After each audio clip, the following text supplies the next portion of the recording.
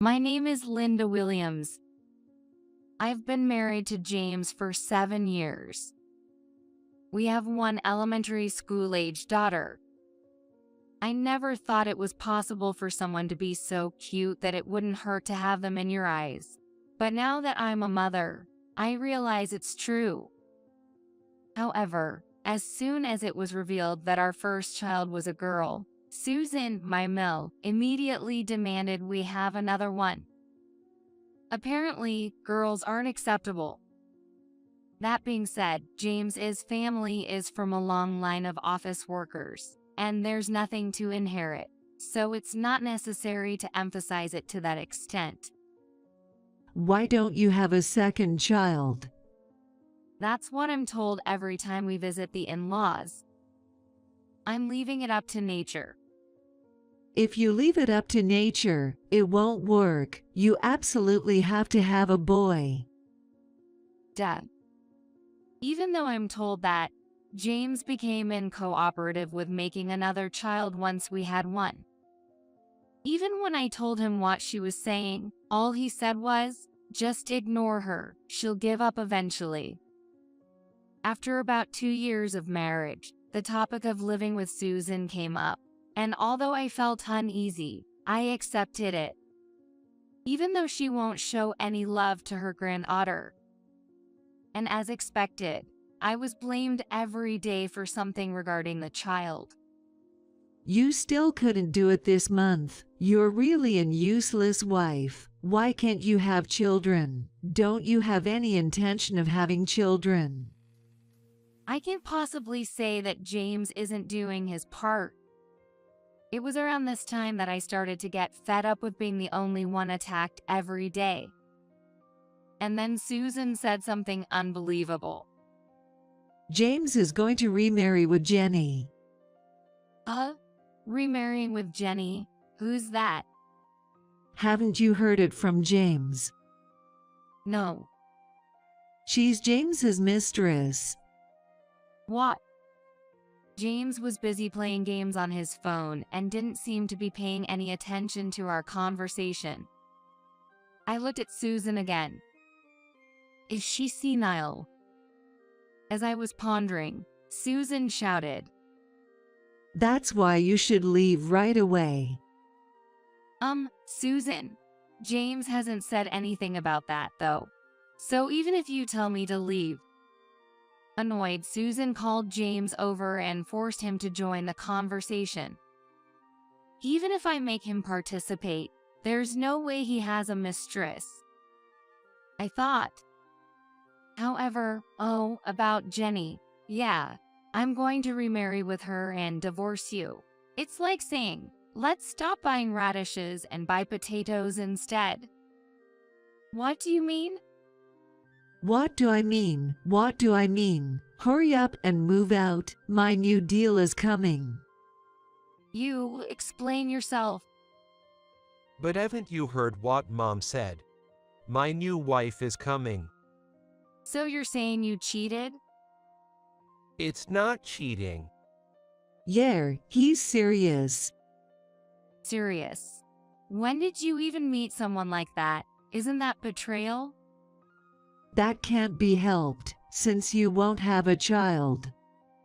So because I won't have a child, he cheated.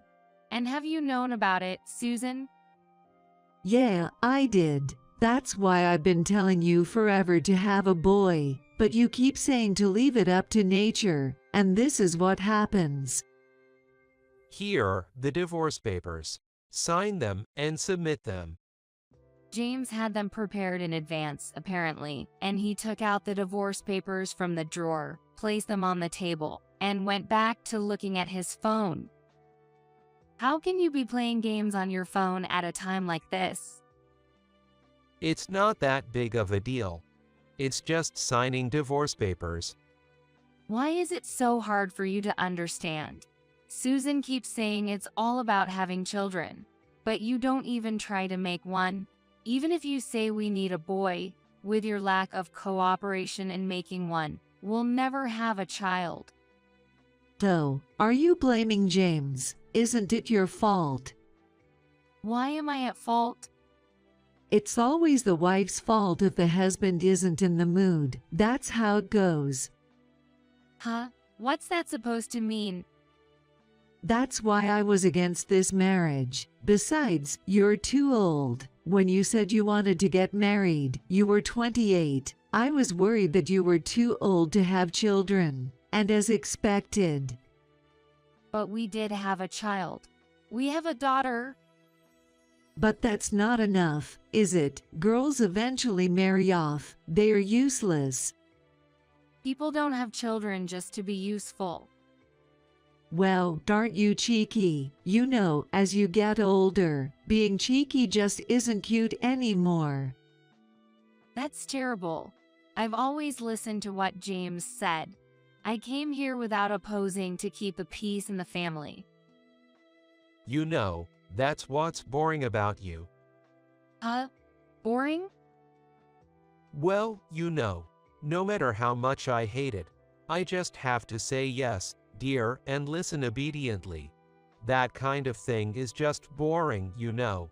When it comes to that, my girlfriend, she's got her own opinions, you know. I think that's what's good about her. What's going on? Accepting living with Susan, not opposing anything she says. All for the sake of James. Is that boring to him? And the way things are going, we won't be able to have a boy, right? I don't have any expectations for you anymore. I mean, you're 35 already. No matter how hard you try, it's impossible. Besides, even James would prefer a younger woman, right? Susan said that as if she were mocking me. And I remembered. I've been enduring being looked down upon like this by Susan ever since I got married. Being told I'm a bad daughter-in-law compared to the neighbor's daughters-in-law, being criticized for my cooking being awkward. When my kid made noise, I got scolded for not being able to discipline her despite my age. Even when I asked James for help, he never sided with me. What was the point of enduring all this for 7 years? And to top it off, James's affair. When did the affair start? And who is this Jenny person? Since when? Let's see. It's been about a year since we got married. Wait, 6 years ago? That's around the time I gave birth. Yay. Well, you know, as Mom said, younger women's skin is better, so. How much worse can it get? Where did you meet her? Oh, it was through Mom's introduction. Susans. Yeah, she used to work part-time at a store I frequented, and I thought she'd be just right for James, so I approached her. Does that person know you're married? Oh, yeah, she knows. But she's saying she's fine with it if I get divorced. She was having an affair knowing you were married. How old is she? You're so interested, but you're the loser here, so why does it matter? See, my husband was taken away. Don't I have the right to know? Fine, she's 30. You're 10 years older than her, aren't you? That's why she'll probably give birth to healthy babies. So, did Susan encourage the affair with that person just to have babies? Well, after giving birth, they can just live together as parent and child. I'm not thinking it's just about having babies. As proof, I'm telling you to leave because you can't give birth. That's just. The younger one wants to get married too. All you have to do is leave. Come on, hurry up and write it. I was urged to write the divorce papers. I couldn't think anymore as they kept telling me to hurry up. At that moment, I saw my daughter with an anxious expression in the corner of my eye. Standing at the entrance of the room, she was quietly watching us. My daughter's watching. Oh. It's not good to talk about this in front of a kid. Let's talk about it another day. Oh, it's fine. It saves you the trouble of explaining to her. Besides, if you divorce, she has to understand her parents' divorce sooner or later. It'll hurt her, won't it? It's okay. This kind of thing happens in every household. Parents' divorce is normal nowadays. I inadvertently stared at James's face. What are you saying? You don't care about our kid? Thinking that, I began to feel foolish for clinging to being with such people. Then, another part of me appeared, saying, just write it and break up already. And I picked up a pen and signed the divorce papers. Here, I've signed it. Is this okay? Saying that and throwing the pen aside, Susan took the divorce papers and looked at them closely. Yeah, this is fine. Now, please leave. What? You're divorced, so it's weird to stay in the same house, right? Even a new wife wouldn't like that, so please leave. It's too soon to say that. Well, we want you to leave as soon as possible. But I have a kid. It's not that easy. Oh, my. I thought signing meant you were prepared for something like that. Yet, you seemed completely unprepared. Well then, you have a week to get out. Mom, you're okay with that, right? Well, I guess there's no helping it. As soon as I signed, it felt like I was erasing the past 7 years with an eraser. I felt a chill as I led my daughter by the hand into the bedroom. So then, James, humming a tune, stormed out of the house as if he was off to see another woman. Susan, apparently deciding to follow suit, left immediately afterward, and I heard the sound of the front door closing. In an instant, the once lively house fell silent, with only the hum of the refrigerator motor, which seemed oddly cold. My daughter clung to me, crying. It's okay. There's nothing to worry about. We're not going to end things like this. Yes, we'll start everything anew from here. As I reassured myself, I picked up my phone and made a call. Within a week, I had finished packing and arranged for a truck. There were piles of cardboard boxes stacked up in the foyer. Upon seeing them, James and Susan seemed delighted. So, you're finally leaving. Well, it took quite a while. And there are so many cardboard boxes.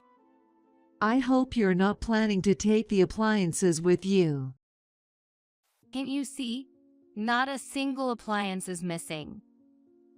Well, that's annoying, but I guess it's better safe than sorry.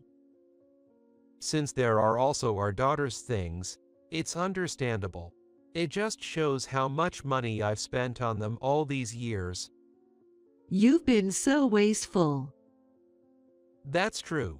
I wasted money on people who were of no use. I won't be sending any forgotten items back, so don't even ask. I'll be fine. Well, that's good. This will make the house feel more spacious. I was feeling suffocated before. As the truck arrived and we loaded the belongings, the two of them sat on the living room sofa, Susan turning on the TV. Even when I asked James for help, he was glued to his phone playing games. What kind of people are they? Even at the very end of saying goodbye to their precious daughter or granddaughter, they maintain this cold attitude. There was a slight pang in my heart, but thanks to this, even that feeling disappeared. With everything now over and a new beginning ahead, I felt refreshed. As for my daughter, she watched me instructing the movers while clutching her stuffed animal. Her face still betrayed her anxiety, tears welling up in her eyes. It's okay. There's really nothing to worry about.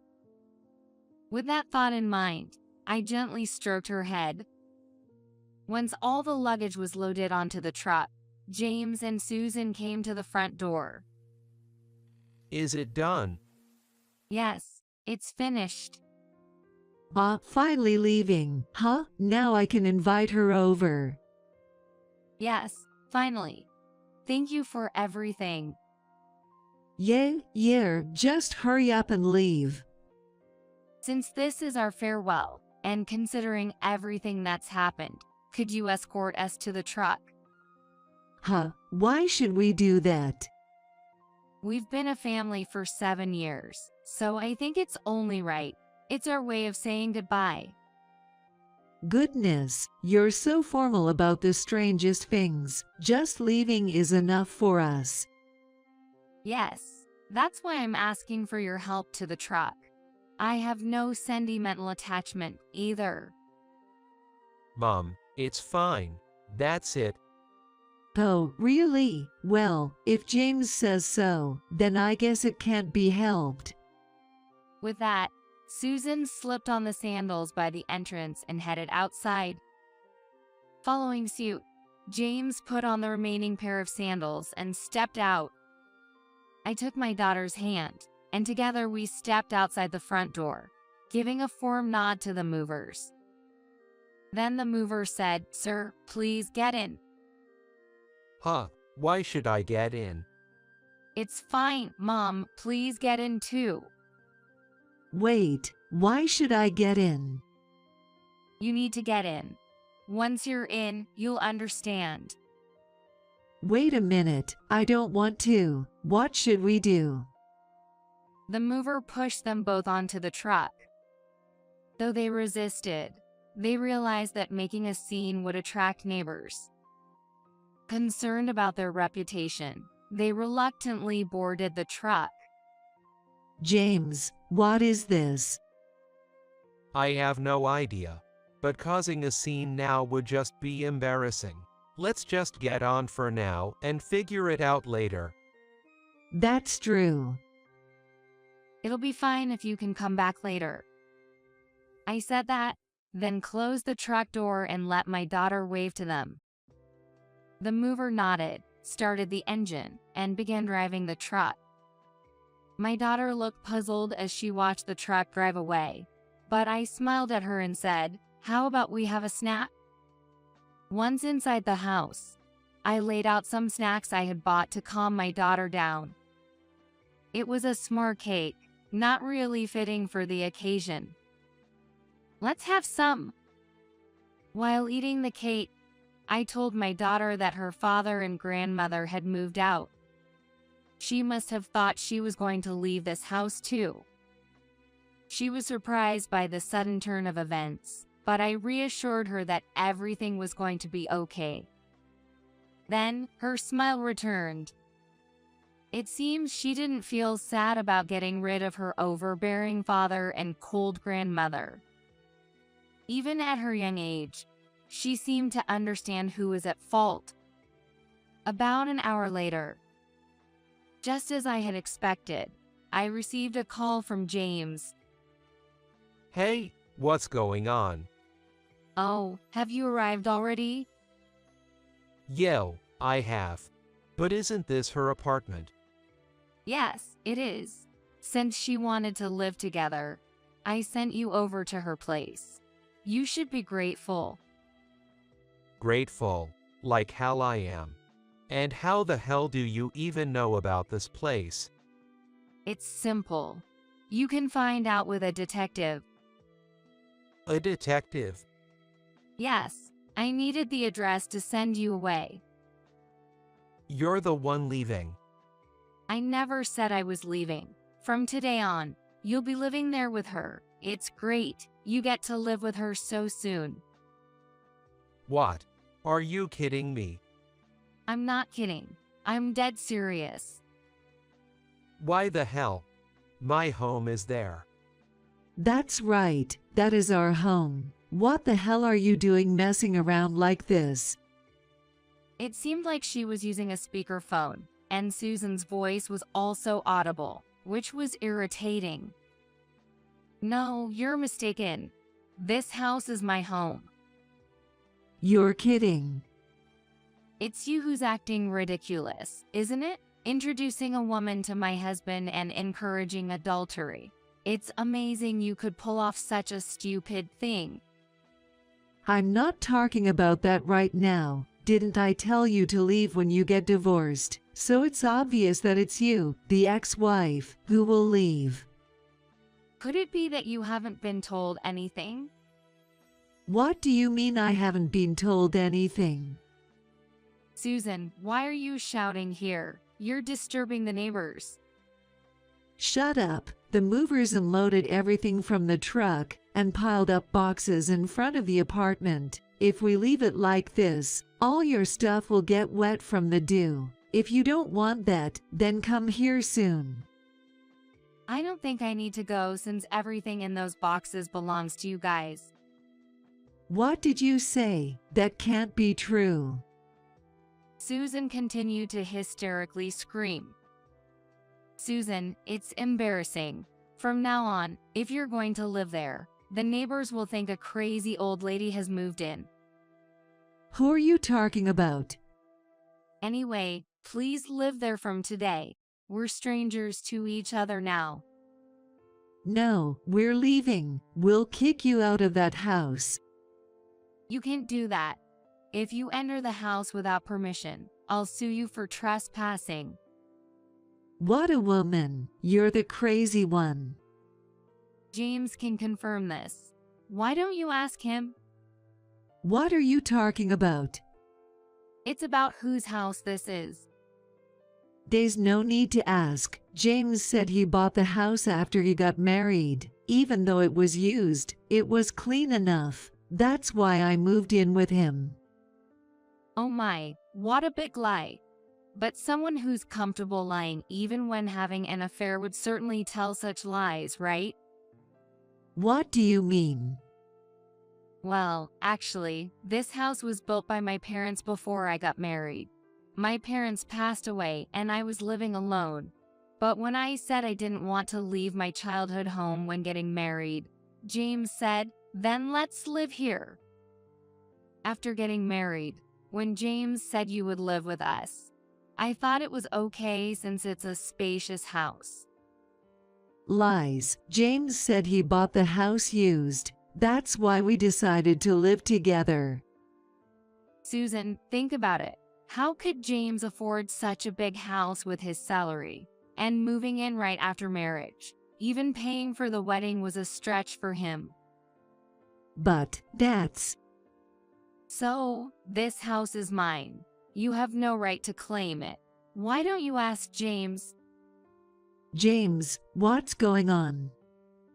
From the phone, trembling Susan's voice could be heard. But James seemed to be playing games as usual, pretending not to hear.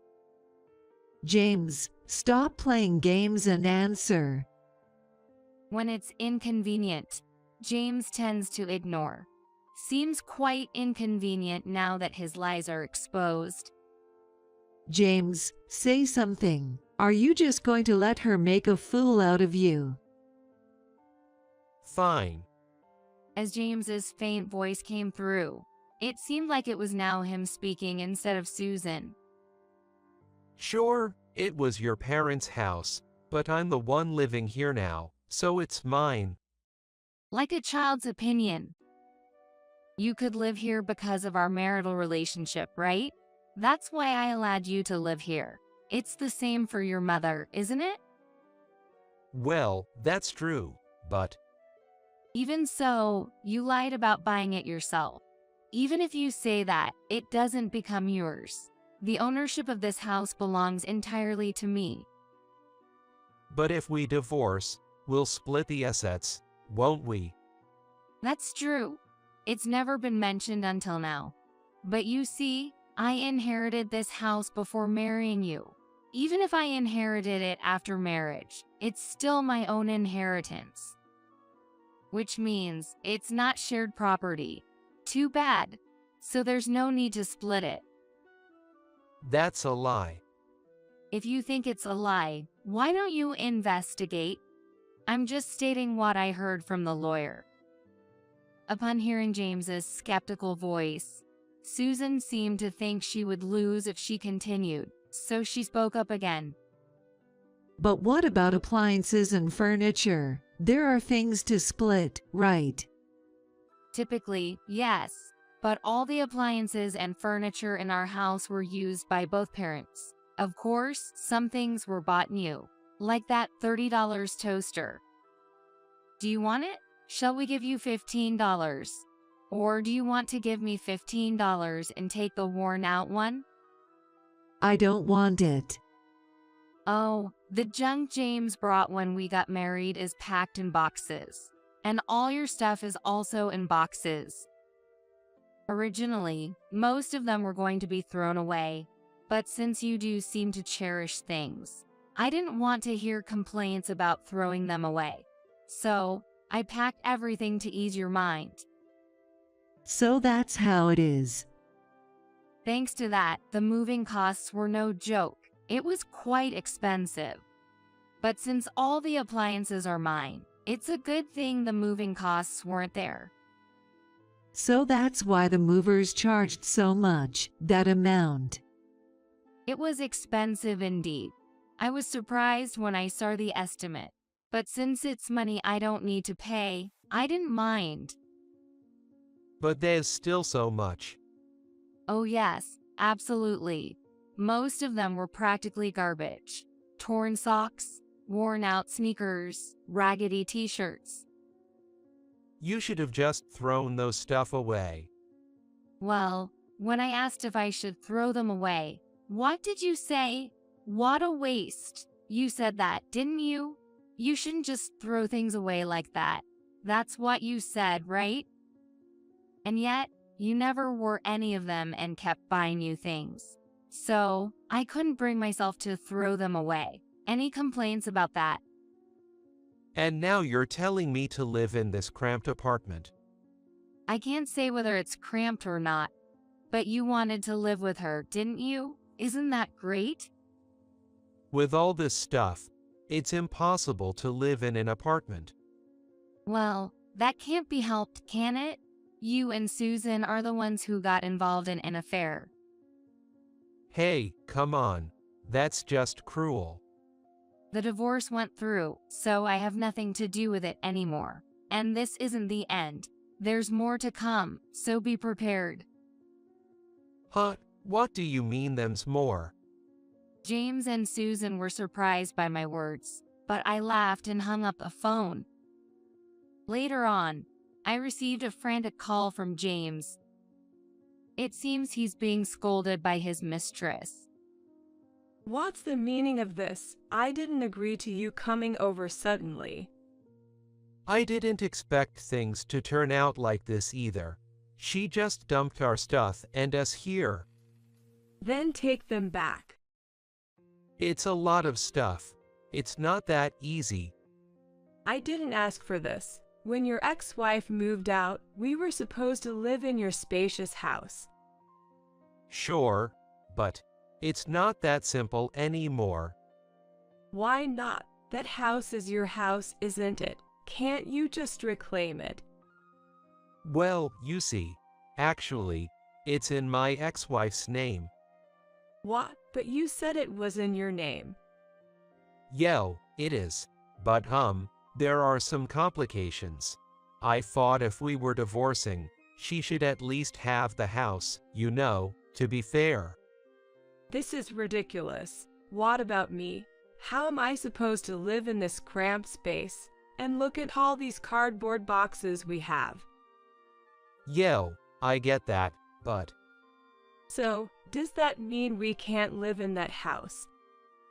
Yay, well, that's how it is. Then buy a house. If that's not possible, then rent a spacious apartment right away, with your salary. Well, that might be difficult.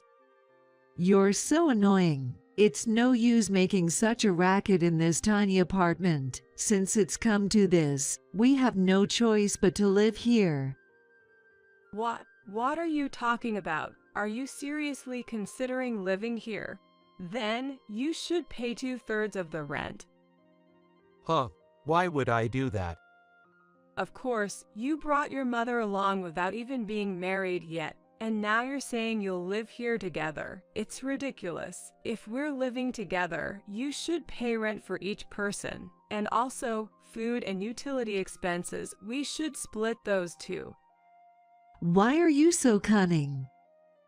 I'm cunning. You're the one trying to live here without paying anything. Most of these boxes are yours, right? I don't even know what's inside. But do you really need this much stuff?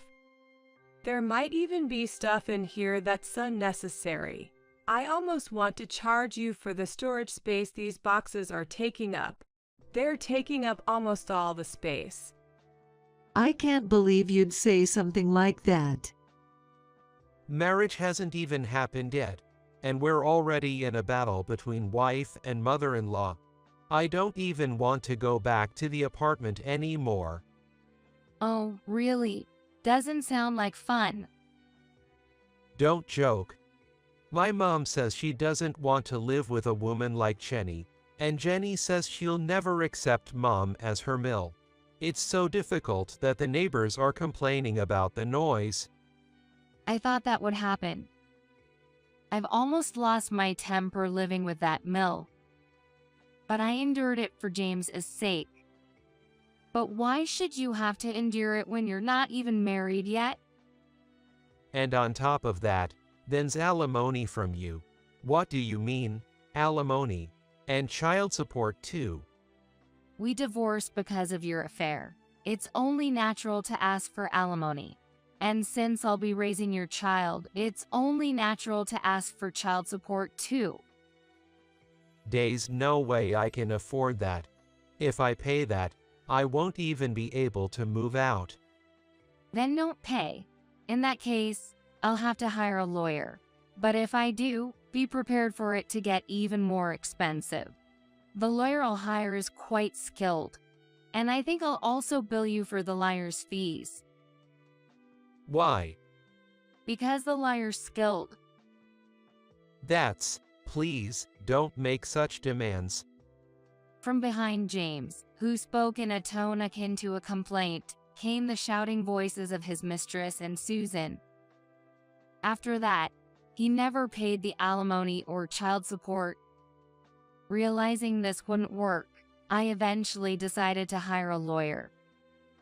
The lawyer, as reputed, demanded lump sum alimony and secured a promise to pay child support every month. But James was irresponsible. He even thought about not paying. So, I added a condition that if he didn't pay for even 1 month, his salary would be garnished. Of course, I also demanded compensation from his mistress and ordered her to pay it all at once. Then his mistress seemed furious, wondering why she had to pay such a thing, and another battle erupted. Jenny blamed Susan for being the one to initiate contact, but in contrast, Susan thought Jenny was the one to be blamed, knowing James was married, chose to be his mistress. Finally, the mistress, unable to tolerate being with such an old hag any longer, thrust a demand for compensation onto James and expelled both of them. The two who were kicked out seemed to have stayed at a gaming cafe for a while, but Susan kept saying that this wasn't doing the trick for their fatigue, so they somehow managed to contract a cheap apartment. However, it turned out to be a rather cool room with a cemetery next door. But then again, it's easy for you to say that since you don't live there, while Susan, who spends all day in the apartment, kept complaining about feeling queasy. He seemed to have tried to appease Susan by saying she could sleep in a bed, but apparently her hysteria was so abnormal that even when he came home tired, there was no room for relaxation. Under such circumstances, it was impossible to maintain a normal mental state, and eventually, James also suffered from a mental illness. He's now depressed and unable to work or go outside. It's tough not getting child support, but considering how he neglected me and our daughter, I hope he suffers as much as possible. On the other hand, with James and Susan gone from the house, my daughter and I are living peacefully together. Our lives are not threatened by anyone and are filled with peace and happiness. I'm praising the decision to divorce. The hospital is within walking distance. Haha. John said so as he got Olivia out of the car. Isabella sat in the passenger seat and John in the driver's seat as I was startled by the suddenness. Then, off we go. Since I've made up with Tim, we're going to enjoy a family trip to Spain. Just the three of us. She said so and they drove away. What a situation! I was so taken aback by what had just happened in front of me that I was lost for words. I'm sorry. I came back to myself with Olivia's scratchy voice. At that point, nothing else mattered, and I immediately called a cab to take Olivia to the hospital. That was all I could focus on. And it was anger that I would never forgive. At that moment, John and his parents surely never imagined I would take such bold action. I vowed revenge in my heart against John and Isabella for neglecting me and Olivia. My name is Emma. I am 42 years old and work as a nurse. My husband, John, is 45, just a regular office worker. Our daughter, Olivia, is a quiet child who just turned 10 and loves reading by herself at home or during school breaks. Due to my job, I hardly had male friends, and I never even went to mixers because I was focused on my career. Then, just after I turned 30, my friend insisted on going to a singles party because she was nervous about attending alone, and although I wasn't interested, I agreed to accompany her. That's where I met John. He joked about how he had lived for his work and had missed the chance to marry. I felt a strange connection to him, seeing my own situation reflected in his, and we ended up exchanging contact information. Talking to him, I found John to be a kind man, with a stable job and income.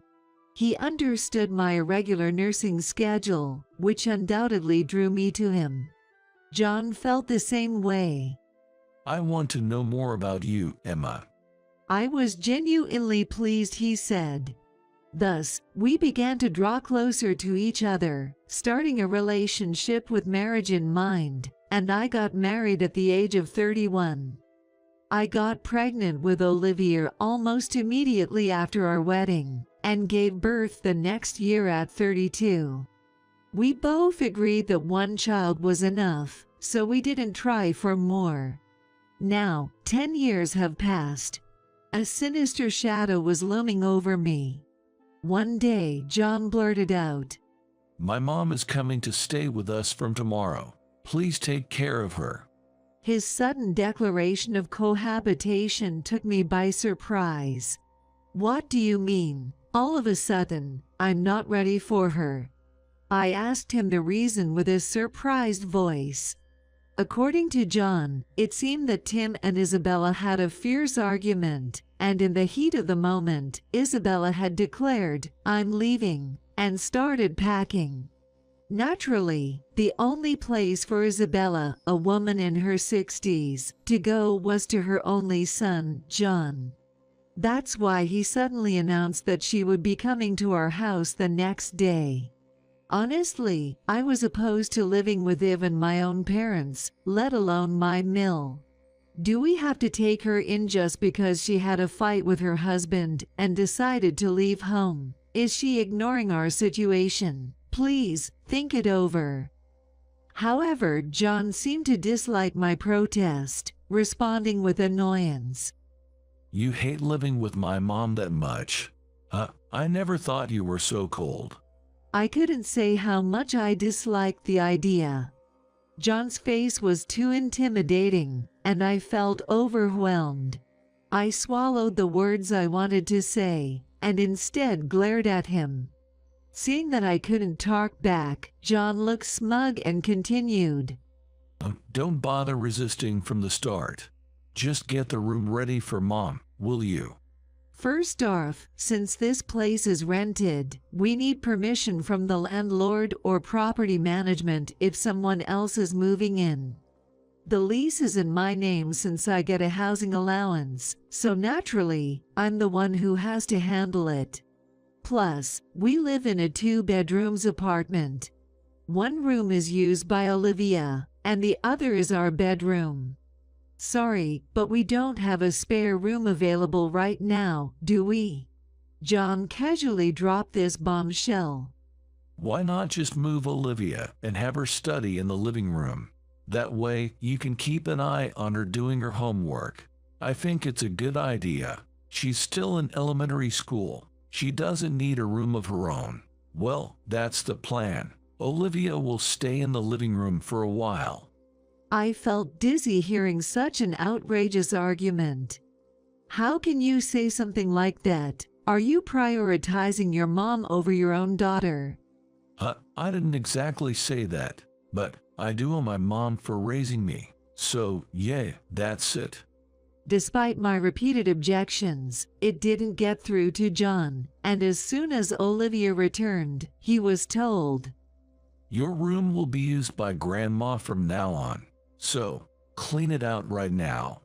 I rushed to stop it, but she, saying it was okay, started moving her things to the living room. Watching her from behind, my heart ached, and I felt my hatred for him swelling. Lately, John hasn't been contributing to household chores or finances, and he's been coming home late. I had been putting up with it because Olivia is still only 10, but today's behavior seemed to be the last straw. The next day, as expected, in the late afternoon, Isabel arrived and immediately screamed, What is this stump? You expect us to live here, John? Are you out of your mind? This is insane. Isabella's arrival coincided with our neighbor's return home, who looked at us curiously, prompting me to hurriedly greet them.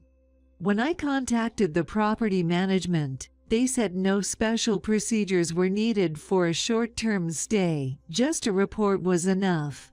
So, honestly, I hoped Isabella would return home within 2 weeks, if possible. However, my hopes were dashed. First, when I saw the large suitcase Isabella brought, I was depressed, indicating she planned to stay for at least a month, which was disheartening. Isabella entered our apartment without any regard for me, looking around as if inspecting everything. Then she went straight to the fridge and started criticizing. What's this? The fridge is almost empty. Do you think John and Olivia can get proper nutrition from this? Really, Emma, you're hopeless. I was supposed to go grocery shopping today, but Isabella's sudden arrival meant I had to tidy up immediately after work and couldn't find the time. This is when takeout should be considered. Lately, John has been preferring takeout over my cooking, constantly making sarcastic remarks, and I was defiant at his words. Isabella, should we order some takeout today? I asked her with a forced smile, but she snapped at me again. What? No, I don't allow takeout food. A mother and wife who doesn't cook is worthless. Go shopping right now. And make sure you can prepare a main dish, 5 side dishes, soup, and dessert. She threw a shopping basket and bag at me and slammed the door shut. Immediately, I could hear the TV blasting and she laughing loudly from inside, and I sighed deeply, not knowing how many times I had done so. 1 hour later, after shopping, I returned and was shocked to see that Olivia had been doing her homework in the living room, with Isabella looming over her like a demon while I was away. Whenever she made a mistake, Isabella would shout, "That's wrong," or "Why don't you get it? Such a bad child. I wonder who she takes after." I quickly intervened. She's just started learning this recently. Even elementary students have foreign language and programming classes now. You know, you can't judge by old standards. I defended Olivia and admonished Isabella, but my words fell on deaf ears. Well, I wish she had taken over this smart John gene. She implied disdain for both me and Olivia. Seeing Olivia's downtrodden face, I immediately comforted her. It's okay, Olivia. You just work at your own pace. I glared fiercely at Isabella, but it didn't seem to affect her. She just got angry at my response and started to greedily eat snacks. And a week has passed since Isabella and we lived together. I was so fed up that I confronted John. Look, I can't ignore this any longer. Do something about your mom. I can handle the snide remarks, but this is just too much for Olivia. John retorted with a look of displeasure and a sharp tone. Why, you should be grateful she's helping around the house. Besides, it's Olivia's fault for not being able to study, right? She's the real victim here, taking after her not-so-smart mother. That really ticked me off, and I couldn't hold back any longer. Usually, I would end the conversation and walk away, but as a mother, my heart ached hearing my daughter being spoken of like that. And Isabella, she only acted sweet for John. When I was busy, she would come over with a big smile, saying, Don't worry, Emma, just sit down and have some tea. I'll take care of everything. She pretended to be helpful, but in reality, she did nothing, leaving me to do all the work later. Is John blind to this reality? John, who believed that Isabella was helping me, I took my old haunting complaints out on him. So it's clear, your top priority isn't Olivia, it's Isabella. Are you okay with your daughter being criticized harshly by Isabella? I couldn't stand it even if my own mother did that. John provocatively laughed. Yeah, my mom is always right. Well, you're just a nursing school grad unlike me, a college grad. So, no wonder Olivia can't excel in studies or sports. Poor thing. At that moment, I felt something snap inside me. But thinking it childish to lash out impulsively, I replied with a laugh. All right, I get it. A month later, Olivia, who usually wakes up early even on weekends, stayed curled up in bed, so when I asked her, she complained of feeling unwell. Remembering the recent epidemic at school, I measured her temperature. It was 102 degrees Fahrenheit. I rushed to tell John, only to find him inexplicably getting ready to leave. I was puzzled, and John said as a matter of course, Oh, I forgot to tell you, but I'm off to Spain with my dad and mom. I hadn't heard anything about this trip, but at that moment, I didn't care. We only have one car, which is mine, since John commutes by train. Ignoring John, I tried to take Olivia to the hospital, which is open even on weekends, but then John and Isabella showed up with their suitcases and dropped the bombshell. The hospital is within walking distance. John said so as he got Olivia out of the car. Isabella sat in the passenger seat and John in the driver's seat as I was startled by the suddenness. Then, off we go. We've made up with Tim, so we're going to enjoy a family trip to Spain, just the three of us. She said so, and they drove away. Stunned by the sudden events, I was brought back to reality when Olivia, with a raspy voice, said, "I'm sorry." Suddenly, nothing else mattered, and all I could think about was calling a cab immediately to take her to the hospital. And it was anger that I would never forgive. At that moment, John and his parents surely never imagined I would take such bold action. I vowed revenge in my heart against John and Isabella for neglecting me and Olivia. 2.5 hours later, my phone vibrated relentlessly with calls from John. I didn't want to answer, but ignoring it wouldn't change anything. Reluctantly, I answered the phone with a heavy sigh. Then, before I could speak, John screamed in a voice like a shriek. Please, help me. I wondered what had happened, and it turned out he had a car accident on the way to the airport. Actually, my car is a manual transmission. John has a license for manual vehicles, but I guess he forgot how to drive one since he commutes by train. But in front of Isabella, he couldn't admit he wasn't confident driving a manual anymore. Of course, I have proper car insurance, and I made sure it covered John as a potential driver. So, there's nothing illegal about John driving. But it's his own fault he crashed since he took the car without my consent. While I was thinking this, John blurted out, If I deal with the accident, I'll miss the flight. It's your car, so you handle it. It's all because this car is so hard to drive. It guzzles gas. What an old beat-up car. He started to complain, but it just sounded like the whining of a loser.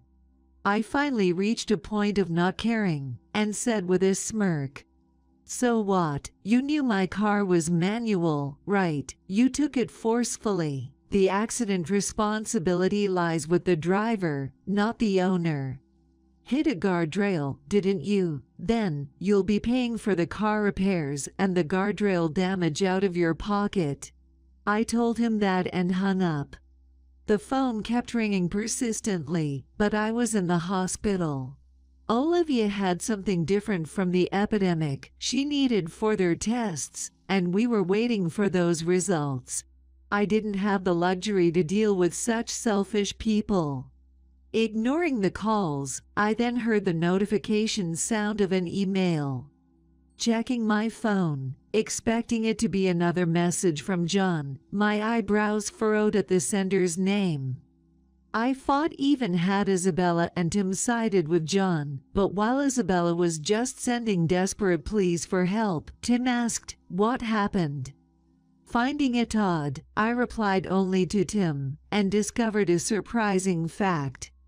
Tim had no idea about the Spain trip and was enjoying his day with his lawn bowling friends. Then Isabella called him about the accident, asking to be picked up. She just kept saying, Just come, without giving details, thinking it was a prank until John also reached out for help. And Tim thought me and Olivia were with them, so he was worried about me and sent me an email. Why didn't you reply to them and only message me? I immediately called Tim and asked, and he gave an unexpected response. Just a hunch. Besides, we are currently separated, so the thought of dealing with her made me not want to. Did my wife cause any trouble? Tim wasn't even aware that Isabella was staying with us, thinking she had just gotten herself into trouble due to her selfishness. I held my breath and slowly told him what had happened. She is currently staying with us, she said, including you. We're going to Spain for a family trip today. After I mentioned what they did to Olivia and me right before leaving, Tim fell silent. After a while, he finally spoke in a voice lower than I'd ever heard. That's unforgivable. His voice was so low and gravelly, unlike anything I'd ever heard, it sent shivers down my spine. 30 minutes after finishing the call with him, I was finally summoned by the doctor to discuss her condition. It seems she has acute gastroenteritis. We were told she would need to stay in the hospital for a bit. Relief washed over me, but at the same time, I was consumed with guilt for the stress I had caused her. We were fortunate to get a private room. Olivia, how are you feeling? We got a private room, so rest easy, okay? I tried to sound cheerful when talking to her, but she looked guilty and apologized. I'm sorry. It's my fault you had a bad time. And now my studies will be delayed. I'm so sorry. So sorry. I rushed to her side and hugged her gently. I'm not raising you because you're good at studies, but because you're my precious child. Live your life as you are. Later, Tim, who had arrived at the hospital, contacted us, and Olivia, always a grandpa's girl, was delighted. Tim seemed happy to see Olivia after a long time, and they starting a pleasant conversation. He mentioned seeing in the newspaper that she had won a prize in an art contest and boasted about it to his lawn bowling friends, which led to a pleasant time. Then, an unwelcome call came through. It was John and Isabella. We missed the flight because you didn't help us. We can't cancel, so it's like we've lost the full amount of the trip. You owe us for all 3 tickets. Isabella chimed in. We had the chance to make up with Tim. I was outside the hospital talking to them, but their voices were so loud it was as if they were on speaker. Then Tim, who had followed me, casually remarked, Wait, I wasn't invited to any trip to Spain. It seems there's a third person involved, but it's neither Olivia or Emma, and certainly not me. So, who could it be? John and Isabella probably never imagined Tim would be there. They started to get nervous.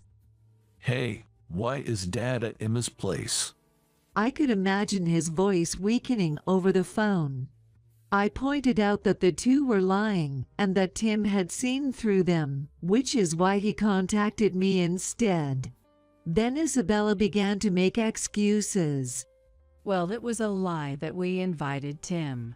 So it's just the 2 of us going on this trip. Don't pry any further. It was as if she was asking to be doubted. Trying to contain my laughter, I counted. Oh, really? Because I just checked, and the reservation site clearly says 3 people. At that, the 2 of them lost their words. They suddenly fell silent. Recently, Olivia told me that Isabella had been using my computer while I was away. She didn't know the details, but mentioned something about searching for Spain. So, I logged into my travel booking site out of curiosity and found it a reservation for 3 people made by Isabella under my name. I had already confirmed the charges on my credit card. So, the financial damage was mine. Thinking John absurd for complaining about cancellation fees. The evidence of a third person in the reservation was clear, so I pressed on who that might be. Still, John continued to deny. Well, it seems like Mom got the number of people wrong. It was supposed to be just the 2 of us. Is that so? John sighed, relieved. Anyway, the trip is off, right? So, come to the location I'm about to tell you. We'll discuss what to do next there. I said that and hung up. I left Olivia in her hospital room and waited with Tim for their arrival at a nearby chain restaurant. When they showed up, John inexplicably got angry. The guardrail damages aren't covered by insurance, so you deal with it. I was appalled at his audacity. What? You hit it, it's your fault for being careless. You pay for it, as I said before. What nonsense are you spouting? After glaring fiercely, John's face contorted as he stepped back slightly. Then Isabella spoke up. Never mind that. So, Emma, what's this talk about? Eager to get to the point, I thanked Isabella in a way for steering us there, and said, upon checking, the dash cam showed Isabella in the passenger seat and John driving, along with an unknown young woman in the back seat. The moment I spoke, their faces contorted. In fact, the dash cam in my car is quite high-tech. It allows me to check the footage in real time through an app on my smartphone. I could access past footage immediately from my phone. My car is a pretty good model, so I had taken strong security measures in case of theft. I never imagined that these precautions would end up revealing John's infidelity as well. So, you lied about going with your parents, planning to take your mistress instead. Thanks for leaving such clear evidence. Contrary to my smile, I could see their faces turning pale. They probably thought they could destroy the evidence by removing the SD card. I revealed that I had been suspicious of his behavior and quietly investigating any evidence of his affairs since the day I started to doubt him. I was planning to confront him with divorce once I had solid evidence, but then Isabella moved in, they were going to Spain, and Olivia got seriously ill. I was busy, but I had been considering divorcing John from the start. Tim, who had been silent for a long time, said to them who had nothing to say. Like mother, like son, huh? Isabella, you can't say much because you're cheating with a younger man yourself. John, unaware of this, looked at her in shock. Isabella blushed in front of the eyes of people around her at a chain restaurant. At your age, you got seduced by a much younger man and lavished him with gifts, and fell in love. Save your daydreams for bedtime. Tim, usually quiet and not prone to shouting, was visibly angry. This is the reason why Isabella left home. After all, she deserved it. Yet, she made excuses, trying to shift the blame to Tim, showing no shame for intruding into our home. Disgusted, I looked at Isabella with scorn. I don't intend to meddle in your affairs, but John, you're obviously getting divorced from me, and I'll take custody. Child support and alimony are a given, along with compensation for the accident damages and the Spain trip costs. Be prepared for all. Of course, I will make a claim to your cheating partner. Immediately, John, without regard for the public eye, started apologizing. Okay, I'll pay everything. I'll cover the compensation to the other party too. Just don't contact her, please. The reason he gave was astonishing. Apparently, John's affair partner was the daughter of an important client at his company, and she was completely unaware of his marital status. Isabella liked his affair partner because she was wealthy, and without any shame, Isabella invited her, saying, "Since we have the chance, let's go on a trip together." The naive young woman took it seriously and even praised John for his driving of the manual car. This was confirmed by the dashcam footage. Evidently, John, flattered by the praise, crashed into the guardrail due to his negligence. Tim and I exchanged looks and laughed bitterly at the ridiculous cause of the accident. They said they would handle the affair partner themselves and just asked to go back home. That led to them calling me. Being exposed for deceiving the president's daughter and dating her would definitely get me fired. Please, I'll do as you say. Just don't tell her. Come on, we're married, right? Can't you show some consideration for me at the end?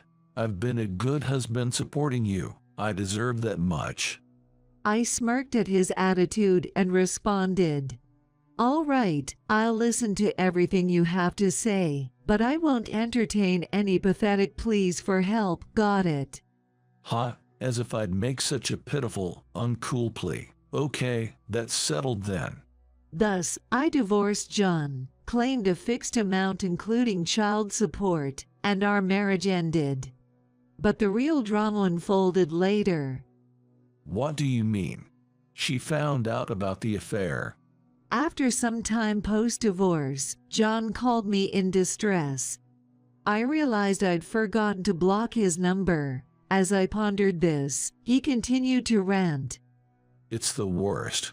The president insists on apologizing to you and is furious with me. You broke the promise not to tell her, so give back the money now. While listening to John, I wondered why I ever married him. Then, I decided to reveal a truth he hadn't anticipated. You know I'm a car enthusiast, right? And the president you mentioned. He runs an auto parts manufacturing company. Actually, I've been a client there. I requested them to fix my car you wrecked. Then, by chance, his daughter was there, your mistress. Seeing the car, she screamed, and everything came to light. See, I didn't break any promise. Realizing this, John groaned.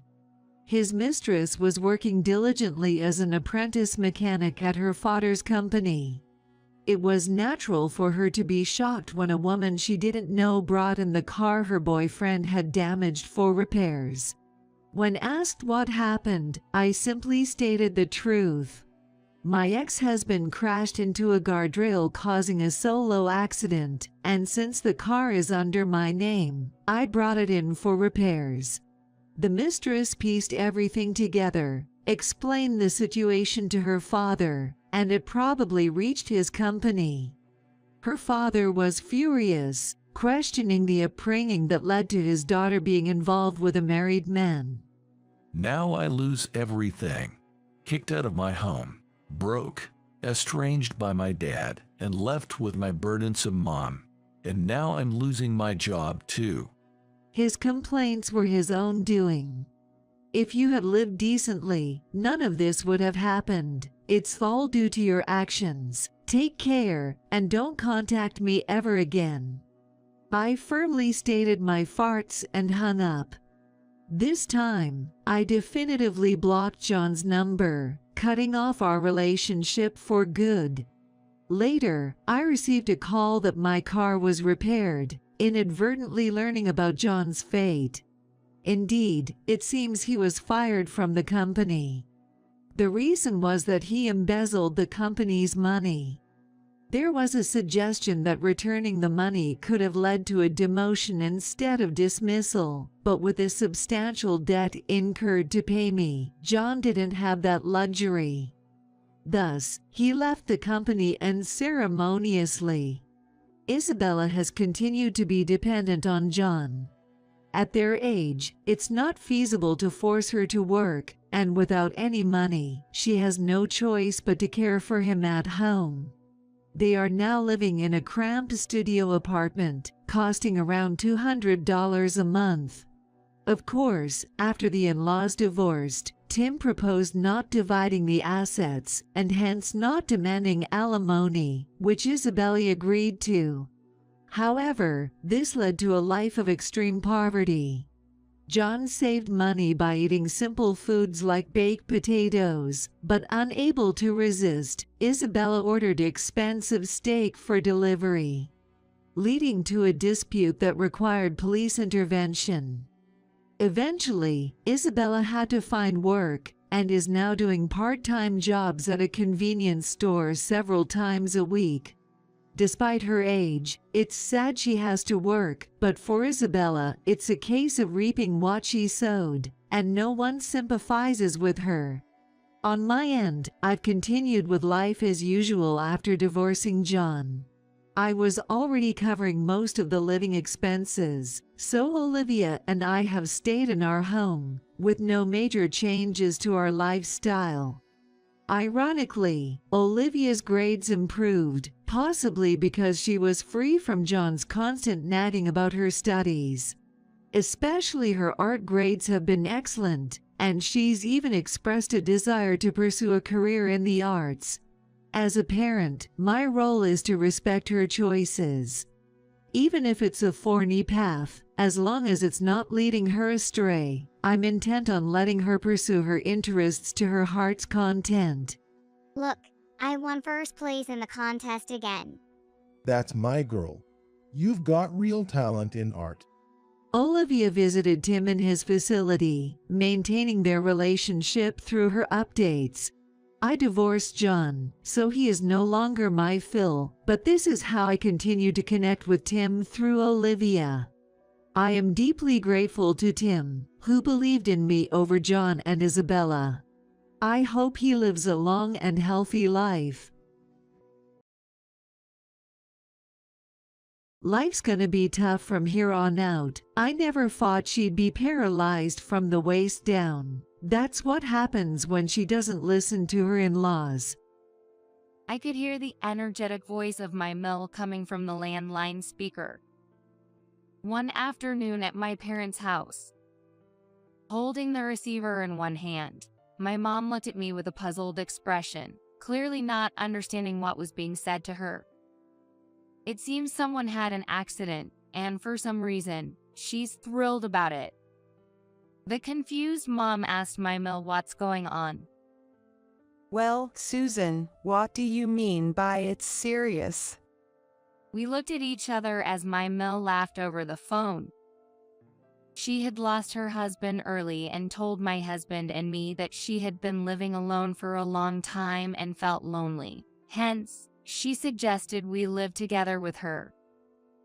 Initially, she said she didn't need us to pay for rent or household chores. However, within 2 months, she flipped her stance, saying, "That was just adult politeness.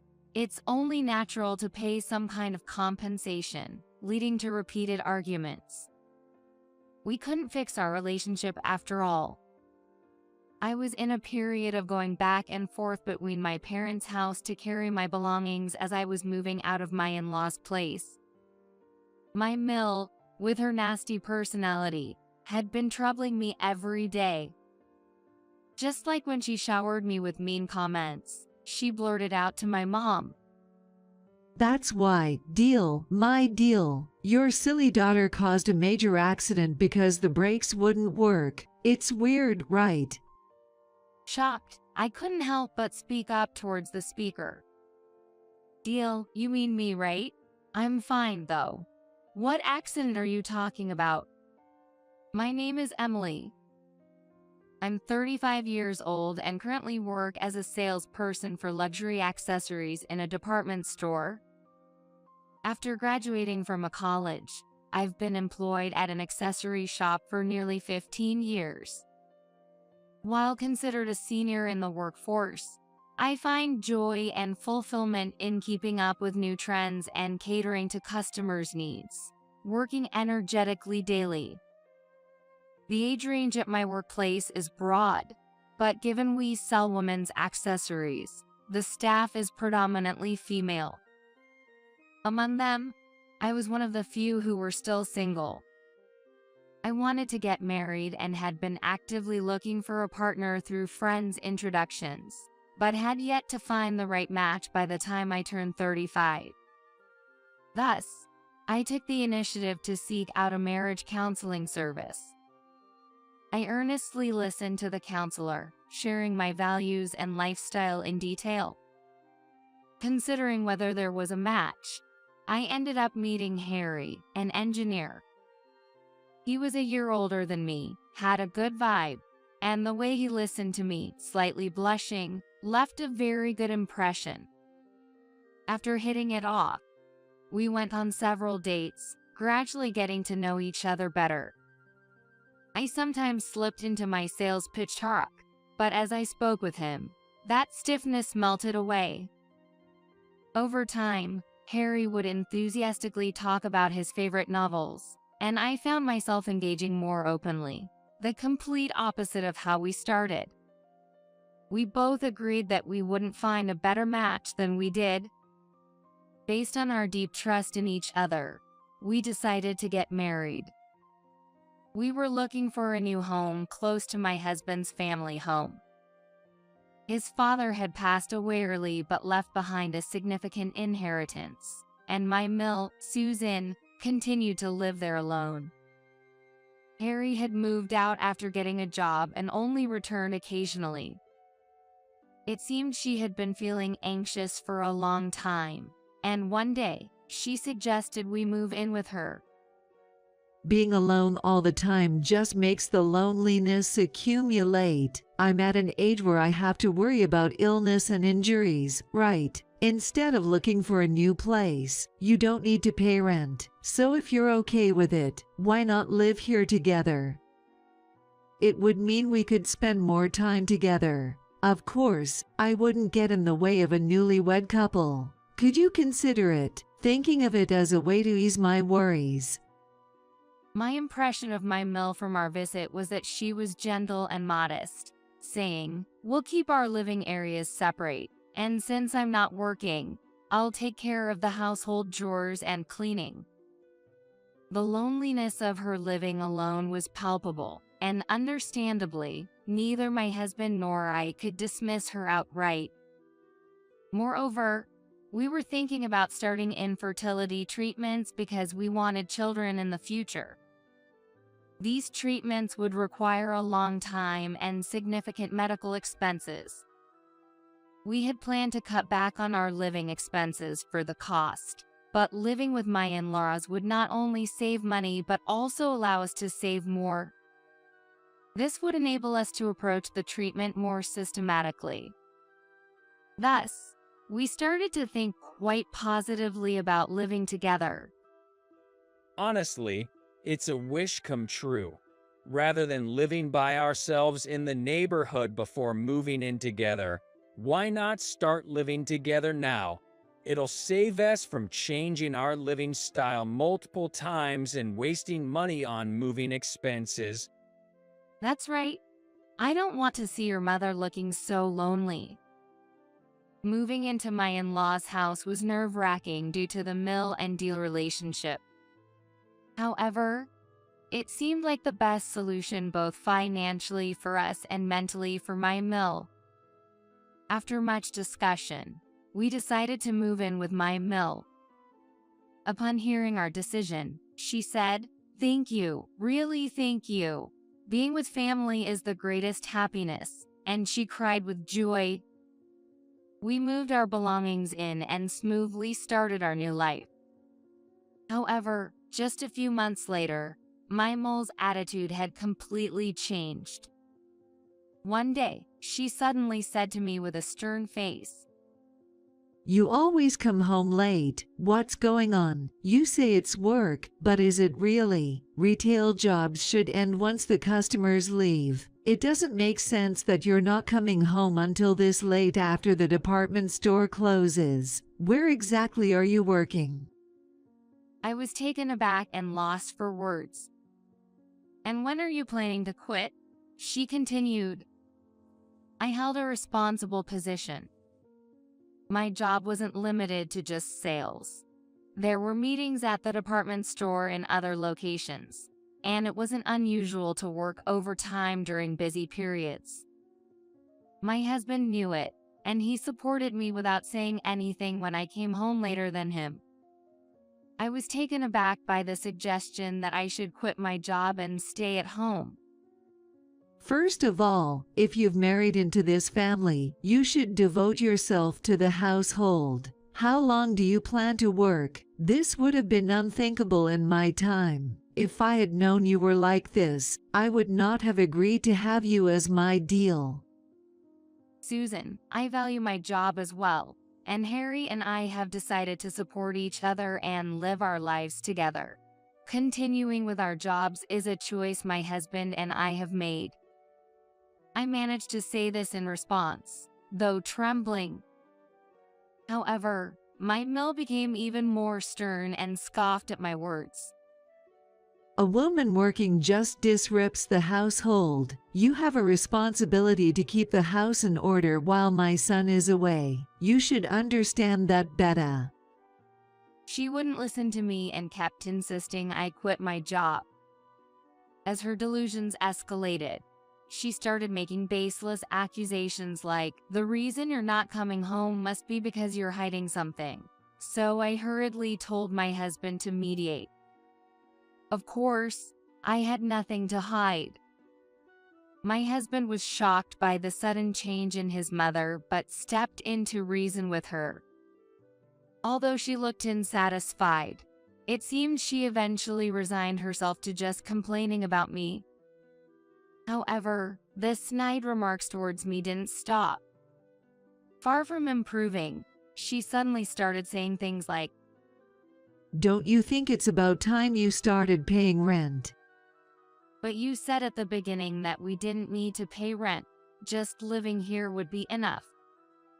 Don't you understand that was just a figure of speech adults use? There's such a thing as manners, even among family members. Living here for free without feeling any shame. Considering you want to keep your job so much, I thought you were getting paid with great pride, but it seems it's not much after all. My mill was now going against the initial agreement, suggesting we pay rent, which was completely different from what was promised. Despite the inheritance, my husband and I were covering most of the everyday expenses. It didn't seem like she had any financial troubles. Yet, claiming the initial conditions were just out of consideration put us in a difficult position. Faced with such disrespectful comments, I firmly responded to my mill. We came here under the condition that no rent was needed. But if that's not the case, my husband and I are prepared to leave. Immediately, she turned red-faced, shouting about ingratitude and complaining, not even talking about rent. You don't even pay a gratitude fee. It seemed she wanted to argue that, even if not rent, we should at least pay something as a gesture of gratitude. Being asked to pay a gratitude fee instead of rent didn't change the financial burden on us. Moreover, the amount she proposed was significantly higher than the rent for apartments in the nearby area. When I brought this up with my husband, we decided to give her a certain amount monthly. She must want some pocket money. Mom has been living alone and managing on her own for so long. If a little whimsy can be solved with money, it should be considered cheap. It seemed my husband was also frustrated dealing with his mother. Though we didn't agree to the demanded amount, settling on a smaller sum as pocket money temporarily stopped her tirades. Though she was still visibly unsatisfied, this solution seemed to settle one problem. Just when I thought that was over, another incident occurred. Linda, my husband's sister, my Sil, has returned. My Sil had moved out after getting married, but due to certain reasons, she had divorced. One day, suddenly arriving with a large suitcase, she declared, "I'll be living here from today." It's also sudden, but my husband was cheating. So I slapped the divorce papers on him and left. Don't worry, I've been a housewife for a long time, so I won't be any trouble. However, she insisted on having a luxurious dinner, suggesting, since it's a special occasion, why not get some beef steak? My mill seemed thrilled to have her daughter back and was clearly on her side. Given that my sister-in-law's ex-husband was a wealthy executive, and she flaunted flashy brand name items, I was worried about her future spending habits. We had met her only a few times during the engagement and wedding. She is 40 years old, 4 years older than me. Due to the slight age difference, we didn't quite hit it off. Moreover, upon learning about my job, she made outrageous requests like, "You must have an employee discount, right? Why don't you get me something for free since we're family?" My husband and I were stunned. After we curtly refused, she glared at me irritably and lost interest, saying, "Oh, I see." Such an inconsiderate Sil. Well, considering your age, I guess Harry was desperate. With such remarks, my sister-in-law's presence made me increasingly feel at my limit. My mill would complain of back pain and being overworked, leaving all the household chores to me. Even though my Sil, currently unemployed, could have shared the tasks, she refused, claiming, "I'm tired from the divorce drama, and I didn't come back to be put to work." Harry tried to help, but being an engineer, he was often exhausted after a day's work. Eventually, I reached my breaking point. Tears would suddenly stream down my face, Sleepless nights became common, and starting infertility treatment became the least of my worries. The stress led me to consider counseling, as maintaining everyday life became a struggle. Seeing my distressed state, my husband suggested, "Let's move out as soon as we can." It's not right for you to go through this, and we can't keep putting up with my mom and sister. I'm sorry, I should have prioritized you over them. But we don't have the money for that. We can't be worrying about costs right now. A most important thing is your health. He started looking for a new place immediately. However, it was precisely the season for graduations and new school terms, making affordable housing scarce and quickly taken. It seemed like moving out of my in-laws' house would take some time. Meanwhile, my relationship with my SIL didn't improve and only seemed to worsen.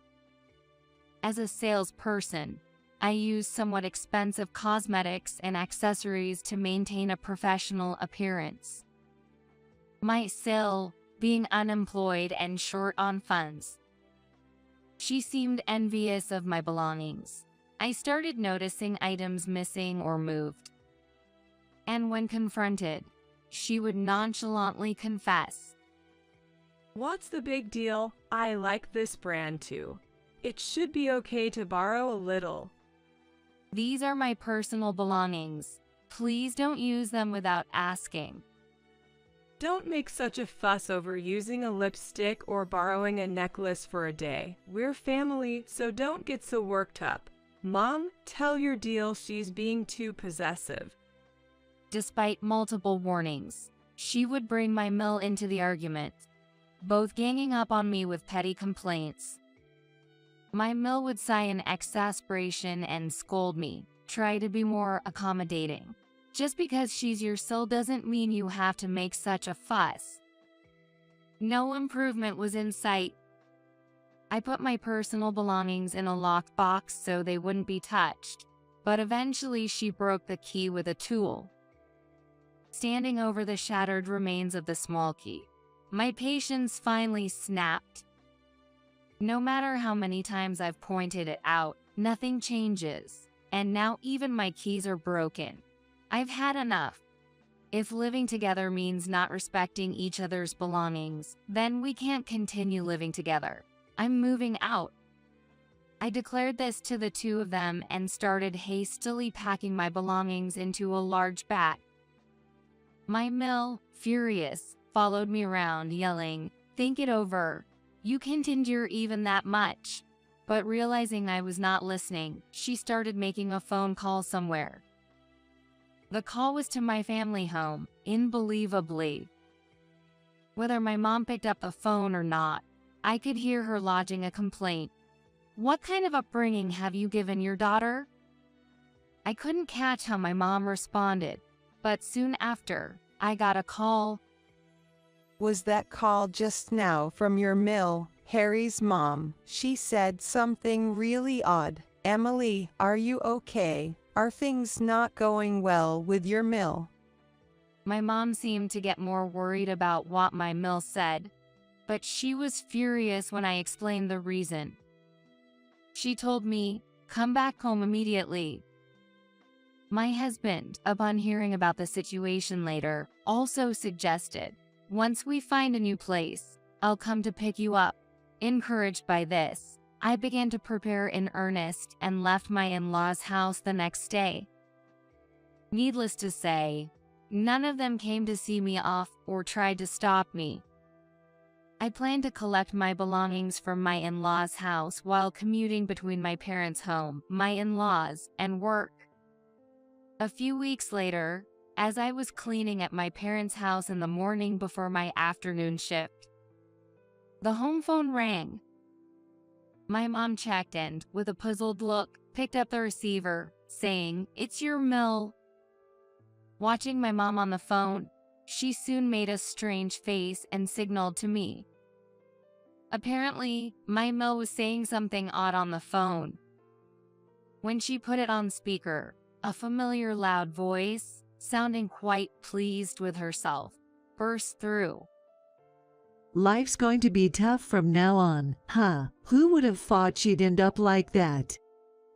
Well, who exactly is having a tough time? What exactly are you talking about? So, deal, my deal. What goes around comes around. Your foolish daughter caused a major accident because the brakes failed. We looked at each other, bewildered. I hadn't caused any accident. In fact, I hadn't even stepped out of my parents' house since this morning. My Mil, even more delighted, kept talking.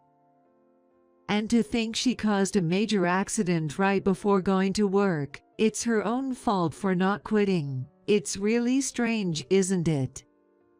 There were too many questionable points, and none of it made sense. I interrupted her tirade, addressing the speaker. Deal, you mean me, right? I'm fine, though. What accident are you talking about? What? No way. What do you mean? My Mil was clearly flustered. It was a bizarre claim for a prank call. I pressed for meaning, but she was just panicking. Why are you all right? If it's not your accident, then whose is it? While we were going back and forth, my husband, Harry, appeared at my parents' house, visibly agitated. He rushed over and grabbed my shoulders, checking if I was okay. Then, he showed a relieved smile. Emily, I'm so glad you're safe. What's going on? Between your mom and you, what happened? When I asked, Harry suddenly said, my sister was in an accident. Your sister? I'm just glad Emily wasn't involved. We're heading to the hospital now. Can you come with us? Hearing that from my husband, I nodded without hesitation. We took the afternoon off work and rushed to the hospital. When we arrived at the hospital, we were told that my Sil was still undergoing treatment, but her life was not in danger and she was fully conscious. My Mil, who was panicking, had also arrived, and we all were immediately relieved by this news. Then, we went back and forth between the hospital and the in-laws' house, preparing what was necessary for Linda's hospital stay until her treatment was completed. When Linda was moved to her hospital room, she was exhausted, lying in bed in a pitiful state. She was able to have a conversation, so my husband went over to her and started to listen to her story. This morning, when I was getting in the car to go to work, the brakes stopped working on the way and I crashed into a utility pole. I heard no one else was involved, but is that really true? Yes, it was on a street with no pedestrian traffic, so no one else was caught up in it, but your back is. We had already heard about the after effects of the injuries from the accident she caused herself. Thanks to quick rescue efforts, Linda managed to survive but had severely injured her back. As a result, she's now paralyzed from the waist down. She can't move her legs or walk, and living on her own is out of the question. And it seems almost certain that this paralysis will remain as a lasting after effect. As the doctors explained this to Linda, she said, I can't believe it, how can this happen? And I'll sue the maintenance company, trying to lash out in tears. But since she could only move her upper body, my husband was easily able to restrain her. Indeed, the brake failure seems like it could only be due to poor maintenance. I suddenly noticed that Susan, my Mil in the corner of the room, had turned pale. Susan, are you okay? Despite the terrible situation, I couldn't harbor any resentment. She looked like she might faint, so I was worried, but Susan didn't say anything even when I spoke to her. Then, my husband asked, do you have any idea about this? His voice was so cold and stern that it surprised me. I'm asking if you know anything about the car accident. Susan, blue-faced and shaking, said no, and she shook her head. No matter how many times he asked, the answer was the same. No, I don't know, she denied, but a bad feeling was growing inside me.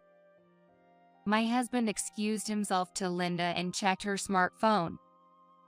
All the family cars are equipped with dash cams, and footage from several weeks can be reviewed through a dedicated app. When he pulled up the data from Linda's car and pressed the play button, we were about to witness something shocking. Isn't this Susan? The lights in the garage turn on, and my Susan appears. I can tell Susan is scrutinizing the inside of the car from across the hood. She seems to be thinking about something, carrying items to the front of my Linda's car and squatting repeatedly. Since the dash cam records video and audio, I can hear sounds of something being dragged and her muttering to herself. It's tricky, huh? What? It's this heavy. Maybe this way. I'm sure this is the right line. From the occasional words heard, it's clear she's searching for something by crawling under the car. Suddenly, there's a loud snap. She's cutting something under the car. Both Linda and I immediately understand what she's doing, and we can feel the blood draining from our faces. Confronted with the footage, Susan starts to tremble all over. From her voice in the video, terrifying words can be heard. This will send that deal straight to hell. I finally understood her attitude when she called the family home. It seems my Susan was actually hoping I would get into an accident. But it was my Linda, who ended up in the accident. She had mistaken my car for Linda's, but it became clear she had tampered with it herself. Unbelievable. Mom, what were you planning to do if I had died? Linda, furious, confronted Susan, who blurted out in panic, I couldn't tell the cars apart. There was a reason Susan mixed up the cars. As it turns out, Linda and I coincidentally had the same model and color of car. It is a standard black compact. The mix-up came to light the day she moved back in, and we were both quite shocked. Since my parents' home had no parking space, my car was always left at my in-laws. I was planning to leave the house completely, so I left the car when I wasn't using it. It was impossible for us, who regularly used our cars, to mistake them. We each had our designated parking spots in the garage. However, Linda always acted superior to me, choosing whichever spot was more convenient for her at the moment. Despite numerous warnings, she never changed, making it understandable that Susan was confused. I used my car yesterday and upon returning, found Linda's car in my spot. Not wanting to engage, I parked in her spot and went straight to my parents' house. But Susan had no idea about these circumstances. Not being familiar with cars, she unknowingly tampered with it. Linda is sobbing bitterly, blaming her mother. You're the one at fault for not checking properly. Susan, perhaps panicked, starts to lash out nonsensically. It's your fault for not parking in the right spot. What are you going to do now that you're in this condition? What am I going to do? It's my fault. It's not an accident. It's an incident you caused, Mom. Their shouts fill the hospital, creating a chaotic scene. My husband took me out of the room for a moment, and, given that it was clear Susan had intentionally tampered with a car, called the police. Due to the recentness of the incident, the police arrived quickly to handle the situation. With the dash cam footage and the audio recorded from the moment we entered the hospital room submitted, Susan was taken to the police. Amidst the turmoil and her turning pale, Susan was led away, and Linda, with her eyes swollen from crying, tentatively addressed my husband and me. We're family, not strangers. You'll take care of Mom in her absence, right? She subtly inquired about future care, but my husband immediately responded with a firm no. My husband, an engineer who works with cars, glared at Linda, clearly dissatisfied. The cause of the accident isn't solely on Mom. A warning light should have come on if the brake hose was cut. Plus, if the brake fluid were drained, you'd realize something was off as soon as you pressed the pedal. You should have stopped the car then, instead of forcefully driving it until you got seriously injured. From my point of view, you're the one full of problems. After cutting her off sharply, he then started showing us a video on his smartphone. It was footage from Linda's dash cam, but the time was different from before. The timestamp showed this morning. It was just as Linda was about to leave for work. Of course, Linda herself was in the footage. She was clearly struggling with a heavy load, trying to pack it into her car. The load looked like a small safe. It looked familiar to me, and I raised my voice. "Isn't that the safe for your watch?" When I exclaimed in surprise, my husband nodded with a stern face. For some reason, Linda was trying to move the expensive watch safe that my husband had been keeping safe.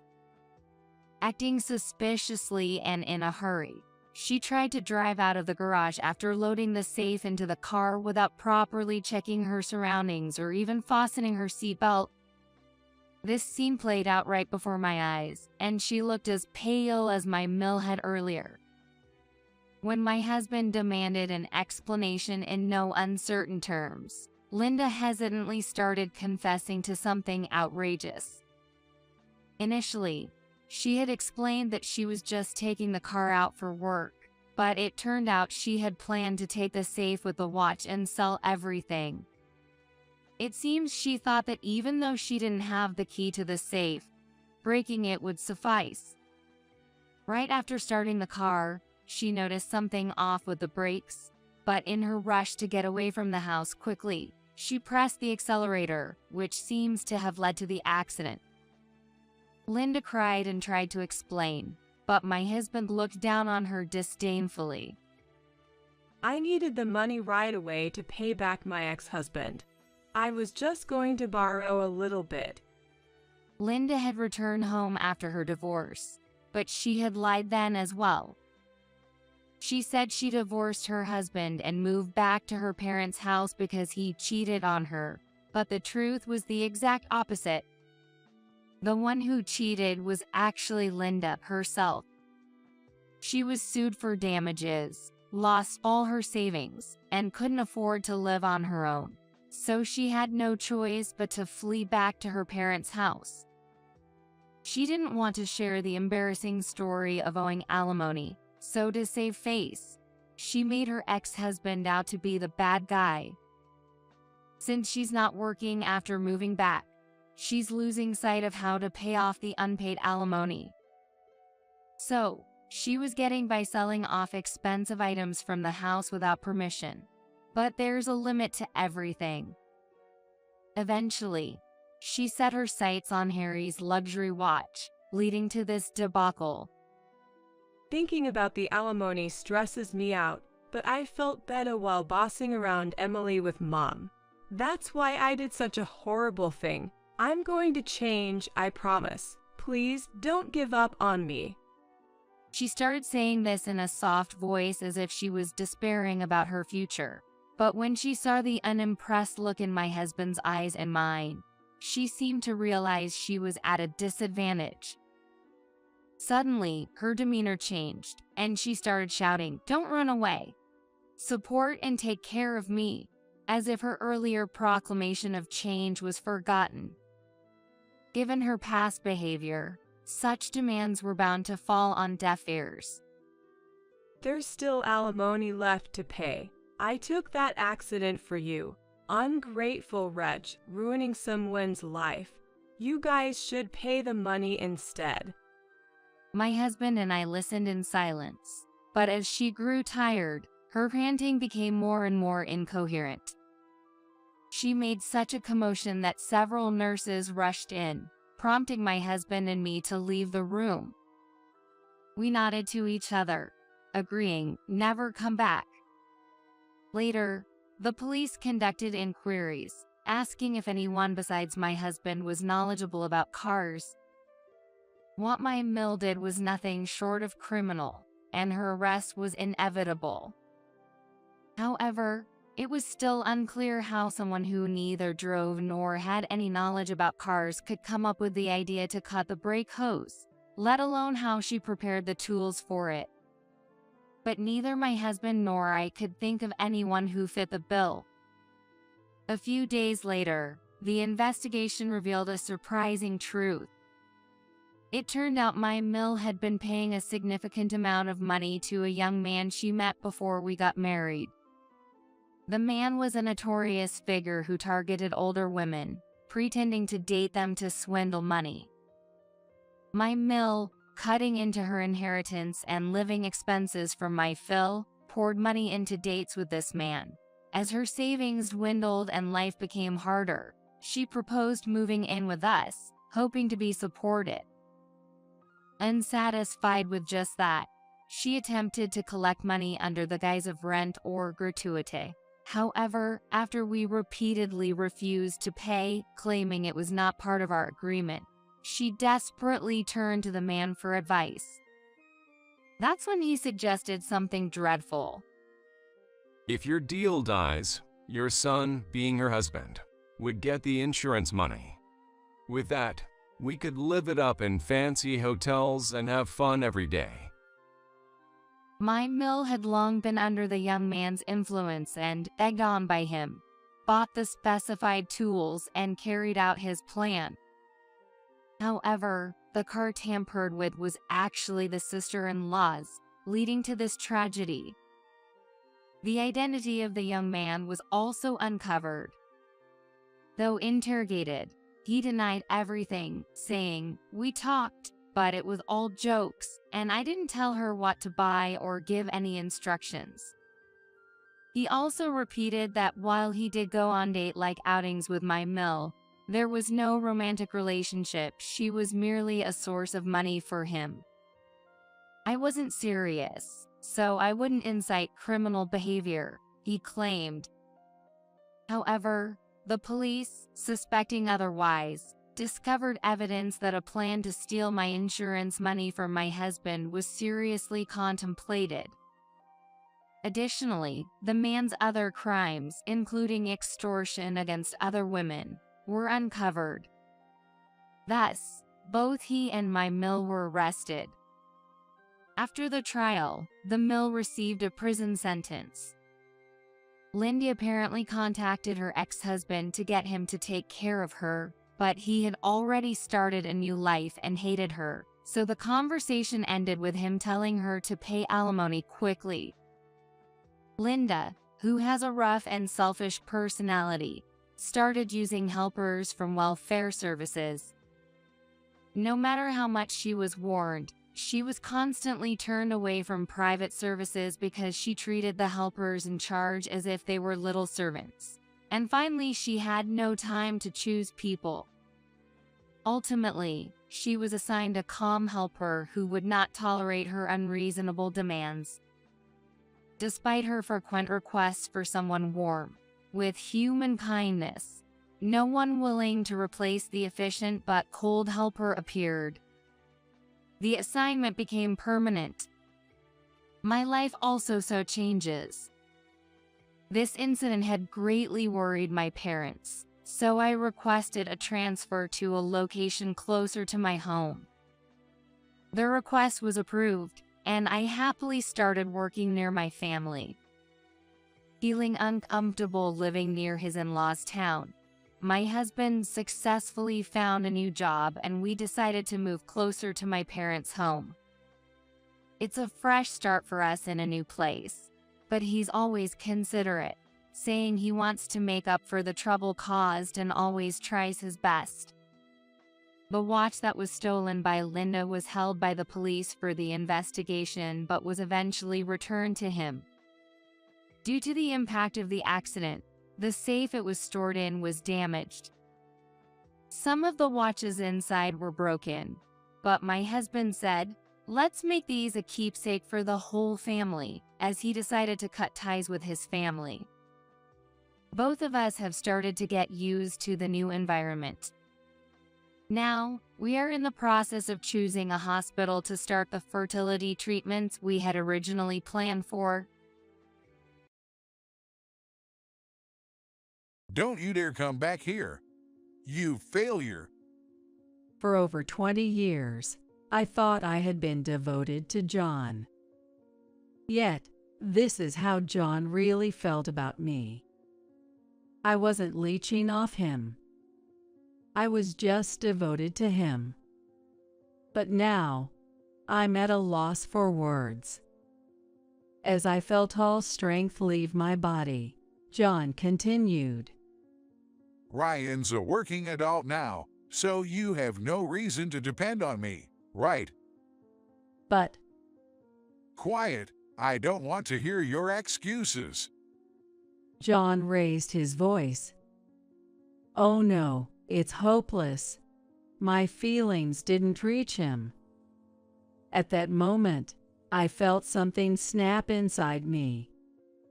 It was the sound of the thread of love that bound our hearts breaking.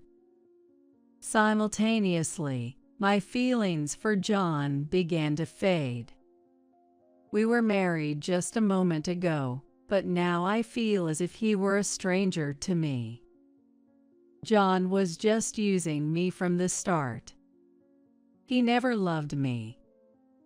Otherwise, he wouldn't blatantly cheat and try to kick me out. I don't care what happens to such a man. No, I must utterly defeat him. With my mind made up, I looked up and stared straight at John. My name is Karen Johnson.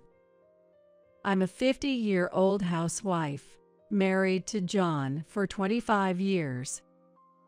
Our son, Ryan, was born a few years into our marriage and has just graduated college and started working.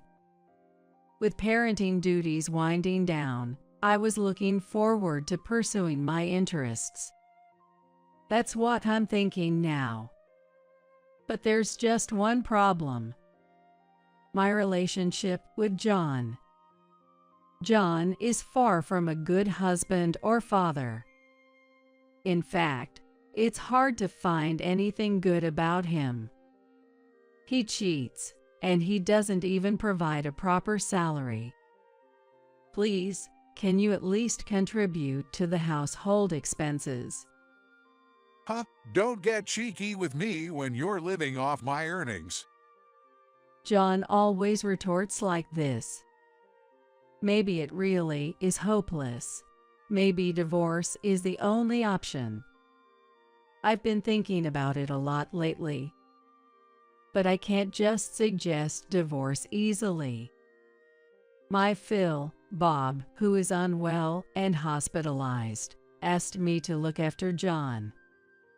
I owe it to Bob to endure as long as I can. His words can't be ignored. But my desire to divorce is strong.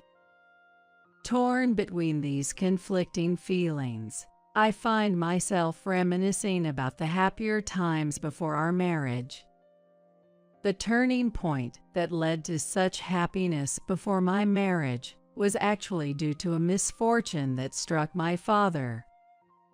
Our family owned a small diner. My father was in charge of cooking, and my mother handled the serving. Needless to say, the food was delicious. However, my dad was incredibly bad at business.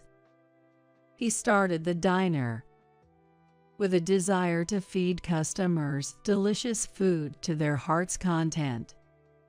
I think that's a noble cause. but he ran the diner solely on that sentiment, hardly considering the profitability. It didn't matter to him if the profits were low, as long as the customers were satisfied with tasty food. Naturally, such a business, of course, that would not be profitable. As a result, our family's finances were always tight. Even as a child, I took pride in seeing customers leave satisfied. So I never interfered with my father's business approach. However, when I was in college, a crisis hit. The company supplying ingredients to my dad's diner went bankrupt due to the recession. We've already paid this month's dues. If this continues, we might have to close our diner. We were already barely managing as it was, and there was no way we could spare extra funds. Seeing my parents so downcast made me anxious too. But as a college student, there was little I could do, and I doubted the bankrupt company could refund us. The only option seemed to be closing the diner. That's when a regular customer, a man, said something unexpected. Closing the diner. Such a shame for such delicious food. But with the supplier's bankruptcy, we'll end up in debt. Then let me help you personally to get back on your feet. This regular, who really did lend my father a substantial amount. I'm glad to help. I'll certainly pay you back. Don't worry about the money. Just keep making delicious meals, he said, leaving the diner quickly after. Later, my father started doing business with another food wholesaler. It seems that it was a major food wholesaler there, and the wholesale price of foodstuffs was lower than before. Luckily, our family diner was saved from bankruptcy. About a year later, my father and I went to repay the man. Then, while the man and my father were talking, a young man approached me as I was waiting. I hear you borrowed money from my dad. When I talked to him, he was the son of the man who lent us the money. His name is John, and he works for a man's company. You're pretty. How about going out with me? Me, with you? Why not? Think of it as a way to say thanks for the loan. It was true we were helped by the loan, and my dad had properly thanked him. I thought we owed no more than that, but then John whispered to me, Ungrateful diner's daughter.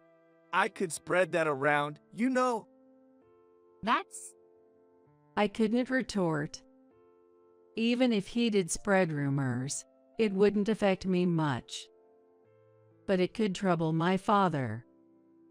And what would the diner's customers think? With these thoughts, I couldn't refuse John's invitation. Reluctantly, I agreed to go out with him. With that in mind, I went out with John. To my surprise, I actually enjoyed it more than expected. John was fun to talk to and knew many exciting places to go.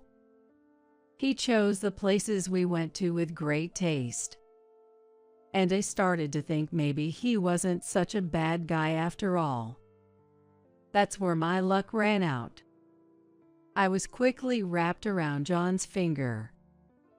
It's fun being with you, Karen. I'm having fun too. I never thought I'd consider marriage until I met someone sincere and good like you. His simple words swept me off my feet, and I began a relationship with John, considering marriage. John continued to manipulate me in various ways. Eventually, a few years later, I found myself married to him. Of course, I had no idea at the beginning of our marriage that it was all a trap. John seemed genuinely kind, and I felt loved by him. But it was all a lie. As soon as we got married, he showed his true colors. Here's my salary for the month. Make it work. I opened the envelope John gave me. Inside was a pay stub. The salary itself was deposited directly into the bank, so just having the pay stubs wasn't suspicious. However, the one thing that struck me as odd was that all the pay stubs were handwritten. Today, handwritten stubs are almost unheard of. But I got married 25 years ago, a time when computers were just beginning to become widespread, and handwritten pay stubs didn't seem out of place. It's over $1,000. That's normal, right? I reassured myself. I managed with that small amount of money as best as I could. Over time, I started noticing something odd about John's routine. John leaves the house at a certain time every morning, but returns home at different times. It seemed to change from day to day. I'm busy with various jobs as my dad's successor. Then, at least call before coming home. Stop nagging. All right, I'll call. He'd shout. His attitude only heightened my suspicions. Maybe he was out playing around. Or even worse, having an affair. But his loud voice scared me from confronting him. Ultimately, even though I had doubts about John's behavior, I couldn't bring myself to say anything. Eventually, our son Ryan was born. I thought maybe things would change with a child. But John remained the same. Looking back, I think that's when I first started considering divorce. Then, when Ryan was in middle school, I received a call from my mom while I was out shopping for dinner. What? Dad's in the hospital. My father had been admitted to the hospital. I rushed there immediately. Your mom's just exaggerating. My father laughed heartily. I was relieved. I suddenly remembered something that made my heart skip a beat. Oh no, I forgot to contact John. It was too late. My cell phone was flooded with missed calls from John. Panicked, I called John back, only to be greeted by his irritable voice. Where the heck are you? Get home and make my dinner. I'm sorry, my dad. What, your dad? John asked sharply. I answered in a small voice. Yes, he was suddenly hospitalized. What does your dad have to do with it? You're my wife, remember? John's shout made me flinch and close my eyes. I was terrified of his yelling, but I knew I had to stand up for myself. I mustered my courage and responded, "Isn't it natural to worry about my dad? I should be allowed that much, right?" Shut up! Don't talk back to me! No, I will say this. You would rush to Bob's side too, wouldn't you? I asked. John suddenly fell silent. I thought putting himself in my shoes would make him understand. But his response was beyond my wildest expectations. Huh, I'd ignore my dad even if he were hospitalized. After all, I don't need him. I was speechless. It had to be a lie. but I couldn't deny it. After much hesitation, I told John, "I'm not like you. Sorry, but you'll need to eat out tonight." That was all I could muster. I hung up the phone, feeling numb. Since that incident, I truly lost all trust in John. It was then that I realized the happy times before our marriage were all an illusion. I see. John wanted a housekeeper, not a wife. I said to myself, feeling sad. But I couldn't just wallow in sadness. That's right. If I'm considering divorce, I need to start preparing. I began making plans for a divorce. Then, a few years later, Bob was hospitalized, and his condition was quite serious. He might not be able to leave the hospital. I relayed the doctor's words to John, but John was unfazed. So, it's going to cost money, huh? Is money all you're worried about? Don't you understand? I understand. I'll talk to my brother. John contacted his brother, George, who was married but childless, to see if he could help with the hospital expenses. Can't you pay for it? We have Ryan and Karen here, and it's stuff for us. John said, as if it were someone else's problem. It reminded me of the time my father was hospitalized. John clearly didn't care about Bob. I couldn't take it anymore. Enough. I'll figure something out and pay for Bob's hospital bills. Don't forget what you just said. John yelled. I nodded firmly. In the end, my statement led to us bearing the cost of Bob's hospital stay. Moreover, Bob's illness caused him to step down from his position as president, and John took over. Regardless, John seemed displeased that I had stepped in. Since then, he has barely come home. This was evident even when we discussed Ryan's future. John ignored my calls and didn't come home. Dad's not coming home again today, huh? I'm sorry, Ryan. I didn't mean to cause trouble. It's fine. I don't care about Dad. I want to go to a university in New York. That's right. Don't worry about the tuition. I'll manage it somehow. Soon, Ryan's admission to a New York university was settled. As expected, John didn't even see him off. Once Ryan moved to New York, the house felt empty. By then, John was only coming home about once a week. Could you transfer a bit more for Bob's hospital bills? Huh? I've already transferred over half my salary. It should be enough since you're the only one here. John's contribution was just a small amount of money. Clearly, only a fraction of his salary.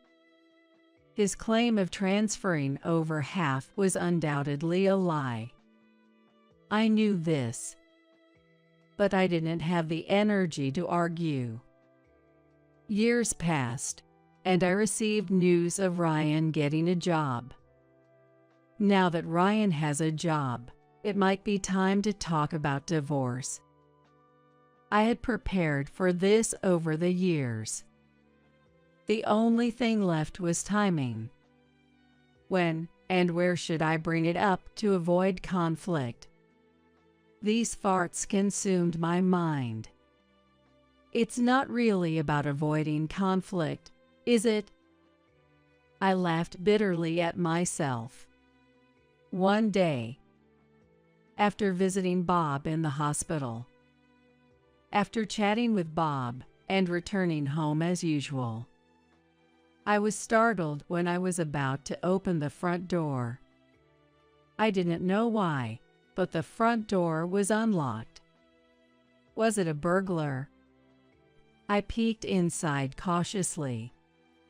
Then, I heard the TV and John's laughter from the living room.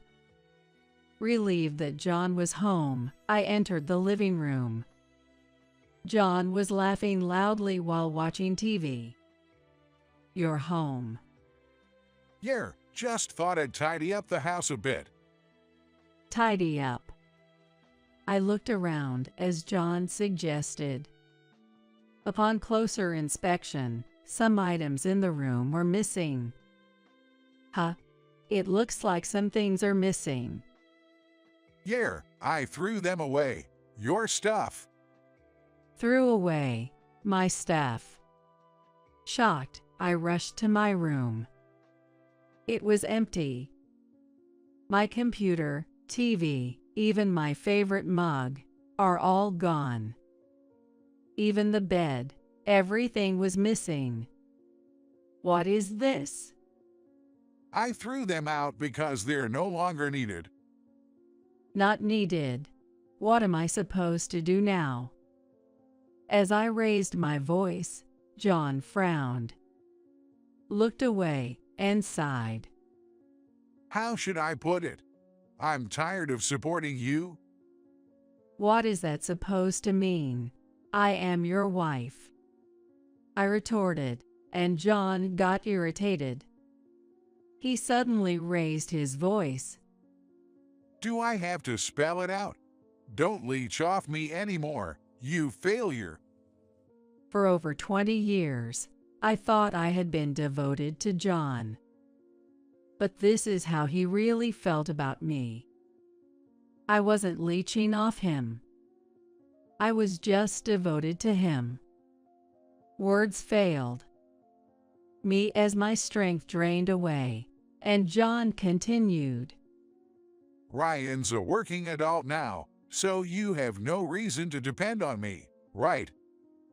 But shut up. I don't want to hear your excuses. John shouted. Oh no, it's hopeless. My feelings didn't reach him. At that moment, I felt something snap inside me. It was the sound of the thread of love that bound our hearts breaking. At the same time, my feelings for John began to fade. We were married just a moment ago, but now he feels like a stranger. John was just using me from the start. He never loved me. Otherwise, he wouldn't blatantly cheat and try to kick me out. I don't care what happens to such a man. No, I must utterly defeat him. With my mind made up, I looked up and stared straight at John. What? Got something to say? Nothing. If you want me to leave, I'll do just that. I slammed the living room door with force and headed to my room. But there was nothing of mine left. Not even a single piece of clothing. Don't bother looking. It's all gone. I had the junk collectors take it away. Which company did you use for this? The flyer's right here. That's the one. I picked up the flyer of the disposal company that was on the floor. While dialing the number, I told John, "You're going to regret this." After saying that, I immediately left the house. The call connected shortly. Once I explained the situation, they readily understood. It seems they had felt something off about John's actions and had kept everything they collected intact. "I'll be right over. Thank you so much," I said, expressing my gratitude before hanging up. Then I went to the disposal company. After thanking them, I had them move my belongings into a storage unit I had just rented. Relieved that my belongings were safe. You won't get away with this so easily. Grinding my teeth, I called Ryan and briefly explained the situation before saying, "So, I've decided to move out, considering a divorce. That's what you should expect, okay?" Okay. By then. Ryan quickly ended the call. He seemed scared of me. Was I really that angry? I pondered as I put my phone back into my bag and headed to a nearby business hotel. In fact, I had already decided where to move. The reason was simple. I had been planning to talk to John about divorce soon. My plan was to divorce and start a new life there. Well, it's just happening a bit sooner than planned. Honestly, I wasn't in trouble. It was just an advancement of my plans by a mere 2 weeks. 2 weeks in a hotel. What a waste. I couldn't help feeling it was wasteful. A typical housewife's habit. Maybe I should bill him for the hotel too. Well, brace yourself, John. I muttered to myself and started working on my post-divorce plans.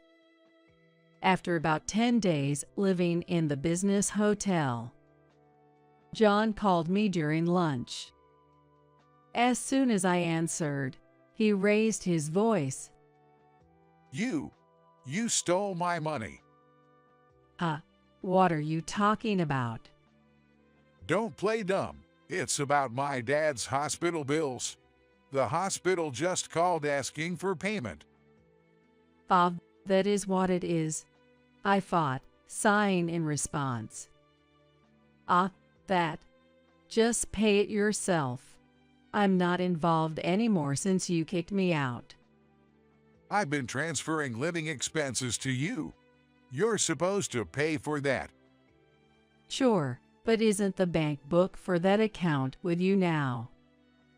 I replied calmly, knowing well that there was no money in that account.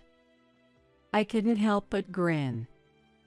I have the bank book, but there's no money in it. That's why I'm saying you stole it. I didn't steal anything.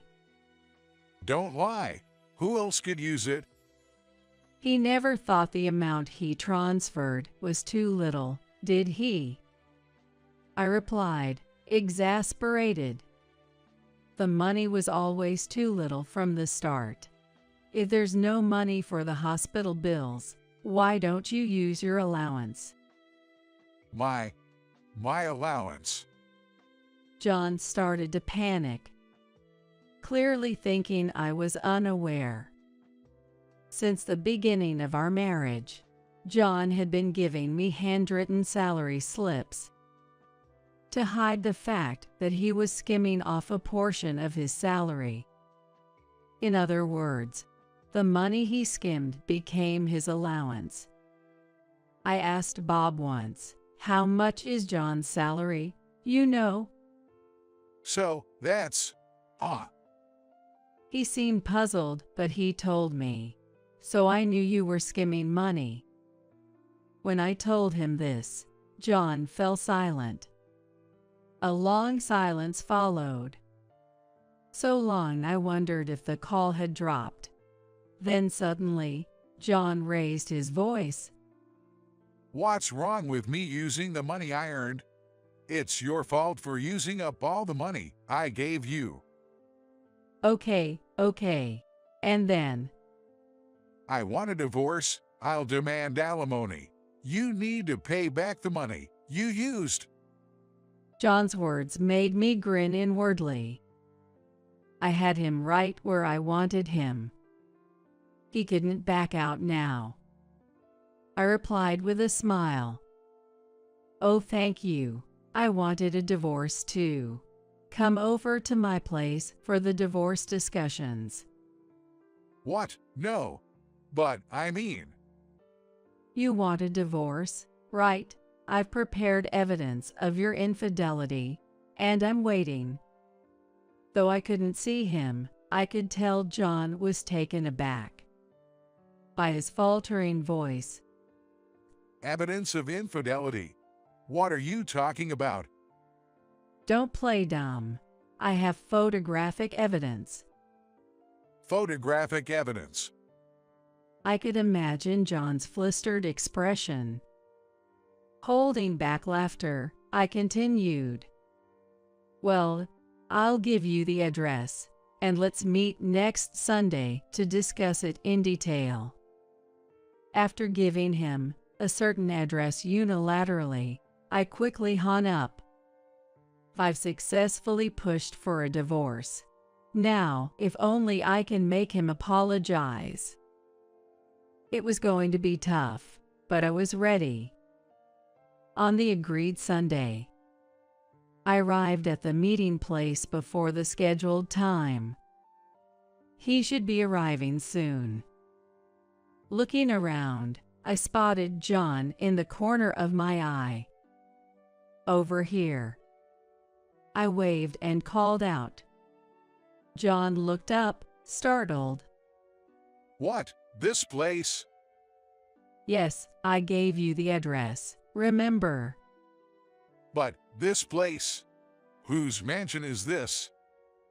John looked behind me, where a mansion worth about $1 million stood. It was much larger than a regular house, complete with a garden, 3 stories, a basement, and even a home theater. A luxury car was parked in the attached garage. Pointing at the mansion, I smiled. This is my house. It's brand new and beautiful, isn't it? What, your house? Yes, I was planning to live here after the divorce, so I had it built recently. Yes, the place I had summoned John to was my newly built house. Naturally, John, who had always thought of me as just a housewife, was utterly astonished. I pushed him from behind into the house and led him to the living room. Let's have our discussion.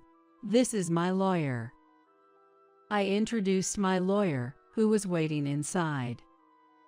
But John was too distracted to pay attention. He was looking around nervously.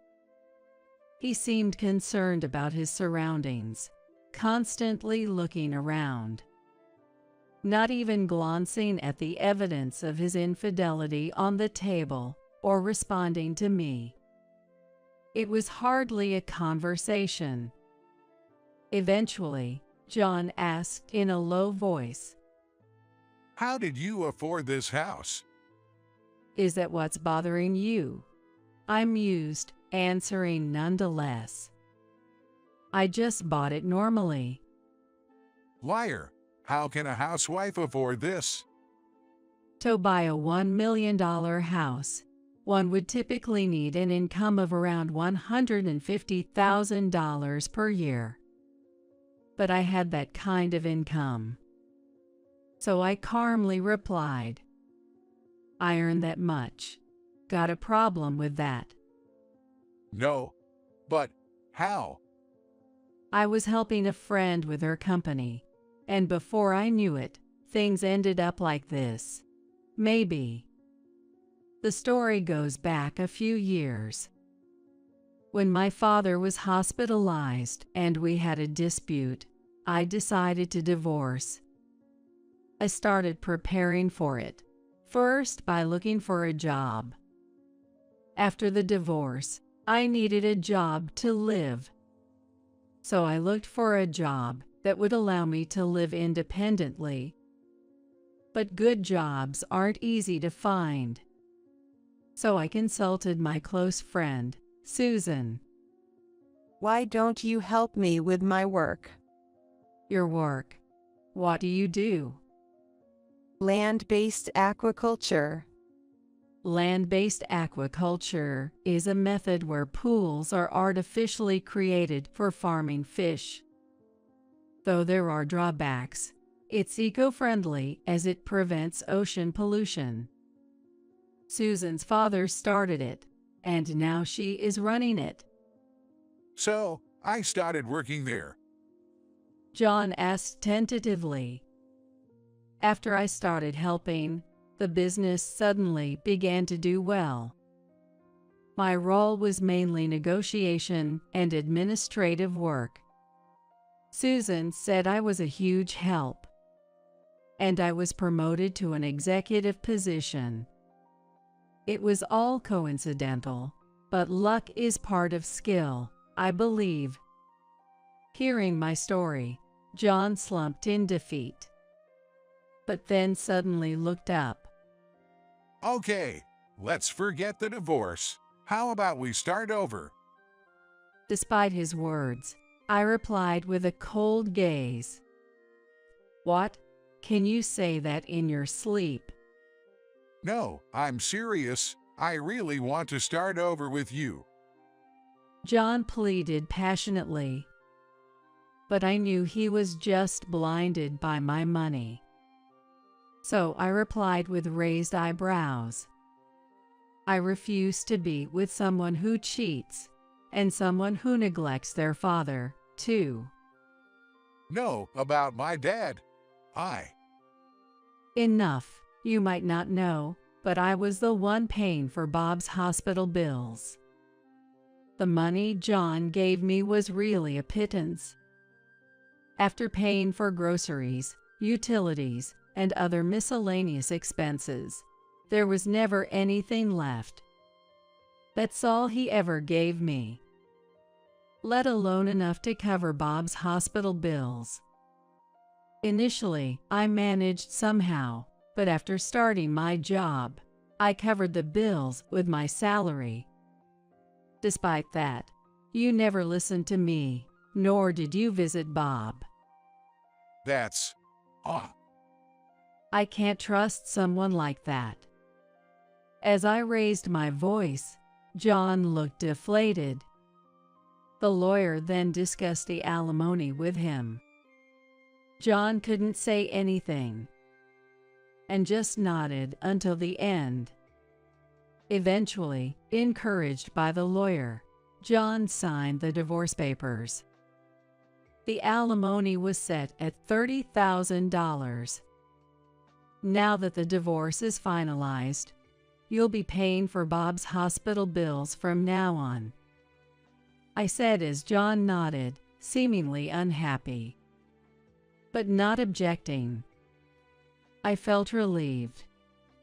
In the end, I sent John away, glad it was finally over.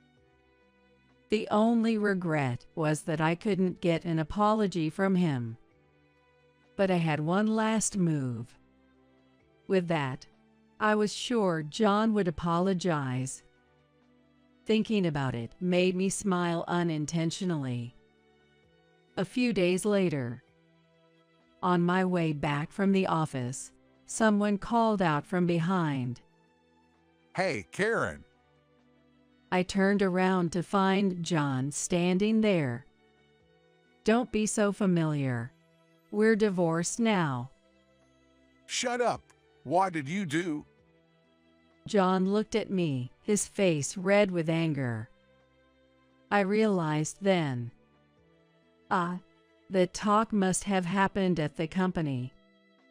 Smiling, I teased him. What do you think I did? Don't joke around. Tell me, how did you get me fired? John was stomping his feet in frustration. I couldn't help but smile at his amusing state. Isn't it your own doing, getting fired for having an affair with the office clerk? John's affair was with a clerk at his company, where he had acted recklessly, thinking he could do anything as the president. Right after the divorce was settled, I reported this to Bob. While he regretted the divorce, He was furious about John's behavior. I showed him the photographs of the affair, which infuriated him even more. Then he made an offer. I'm thinking of transferring all my shares in the company to you, Karen. To me, wouldn't it be better for George? No, I want you to have them. Use them to dethrone John from the presidency. That's what Bob had said. Bob's company was a corporation, where shareholder resolutions are necessary to appoint executives. Although decisions can also be made by the board of directors. In smaller companies like Bob's, where he owned most of the shares, a single shareholder could make significant decisions. But in small companies, it's common for the president to own most of the shares. When I inherited all his shares, I had the power to make decisions alone. But it wasn't me who decided to fire John. I informed George about the affair and my new shareholder status. The rest was his decision. George was considerate. Why did he listen to you? It's not about listening to me. It's about what's best for the company. John collapsed on the spot and began to apologize. I'm sorry. Please forgive me. No. I'll be lost without a job. His predicament was none of my concern. It was all self-inflicted. I won't forgive you. Please, I'm begging you. It was all self-inflicted. I turned my back on him. Sorry, but there's nothing I can do. Why? If you have the shares. I sold them to George and his wife. I don't want anything to do with you anymore. At that moment, I heard John sobbing. But I walked away, pretending not to hear. John was eventually ousted from the company. Perhaps he could have stayed as an employee, but his arrogant behavior, starting from his entry through nepotism, made that impossible. I refuse to be an employee. He had said. Once fired, he was out. Now he's reportedly working as a convenience store clerk, a difficult-to-find job at his age. He's likely to spend his old age in regret, without money. As for me, post-divorce, I became more focused on my work. There's no talk of remarriage, but there are a few men among my colleagues. A new spring might come. While thinking this, I received a call from Ryan. I'm bringing my girlfriend over. Okay, I'm looking forward to it. I failed in marriage, but I hope Ryan doesn't. But I'm sure it'll be okay. Ryan is much more stable than I ever was. While my husband, Jake, was on a business trip, I was having lunch with my mother-in-law, Susan, when Jake himself called me. Something serious has happened. Actually, Mom has collapsed. What? I looked up, shocked. Susan, who was sitting in front of me, also widened her eyes in surprise. So, the route back from my business trip goes past my mother's house. I'm going to head there and take care of Mom. I looked at Susan again. Then, Susan put her index finger to her lips, signaling me to keep quiet about her being with me. Understanding her intention, I decided to go along with my husband's story. Is your mother all right? Should I come too? No, it's okay. Since it's come to this, I'll just say it. My mom doesn't like you. She thinks you're a wife who won't listen. So, there's no need for you to come. I see. Got it? With that, the call ended. By this time, I had already realized Jake was clearly lying, and he had something he couldn't tell me. As I clenched my fists and trembled, Susan then said, So, what shall we do now? "My name is Megan. I'm 30 years old. I'm a working housewife in my second year of marriage. I work from home as a writer. I specifically write travel-related articles, leveraging my experience working at a travel agency during my single days. I met Jake through an introduction by a college friend, Kevin. Kevin had promised to introduce me to a colleague, which turned out to be Jake. Jake works for a small to mid-sized company. He's pretty ordinary except for his slightly above average looks. We dated without any issues for about 2 years. He proposed on my birthday, and I happily accepted. We visited my parents to get their blessing for our marriage. Next, we went to visit Jake's family. His parents were divorced, and his dad had moved abroad, leaving only his mom at the family home. I was initially nervous about meeting her, knowing that she was a self-made CEO of her own company. "Nice to meet you. I'm Megan, and I'm in a relationship with Jake." Upon my greeting, Susan said, I've been looking forward to meeting you. Come in, come in. Susan said that with her youthful short hair and straightforward demeanor. Nervously, I sat next to Jake. Mom, I want to marry her. Well, if you two have decided, I won't oppose. Congratulations. Susan said that with a smile, which put me at ease. Then, the conversation turned to my job. What kind of work do you do, Megan? I'm a freelance writer. Mostly, I'm just at home on my computer. Susan's face clouded over instantly. A writer from home. Is that really okay? What do you mean? Well, isn't that kind of like a hobby? It must be unstable income-wise. That's not true. I consider it a legitimate job. However, Susan remains skeptical. But still, a steady job like being a full-time employee would be better, wouldn't it? I'm passionate about my current job. At that moment, Jake intervened.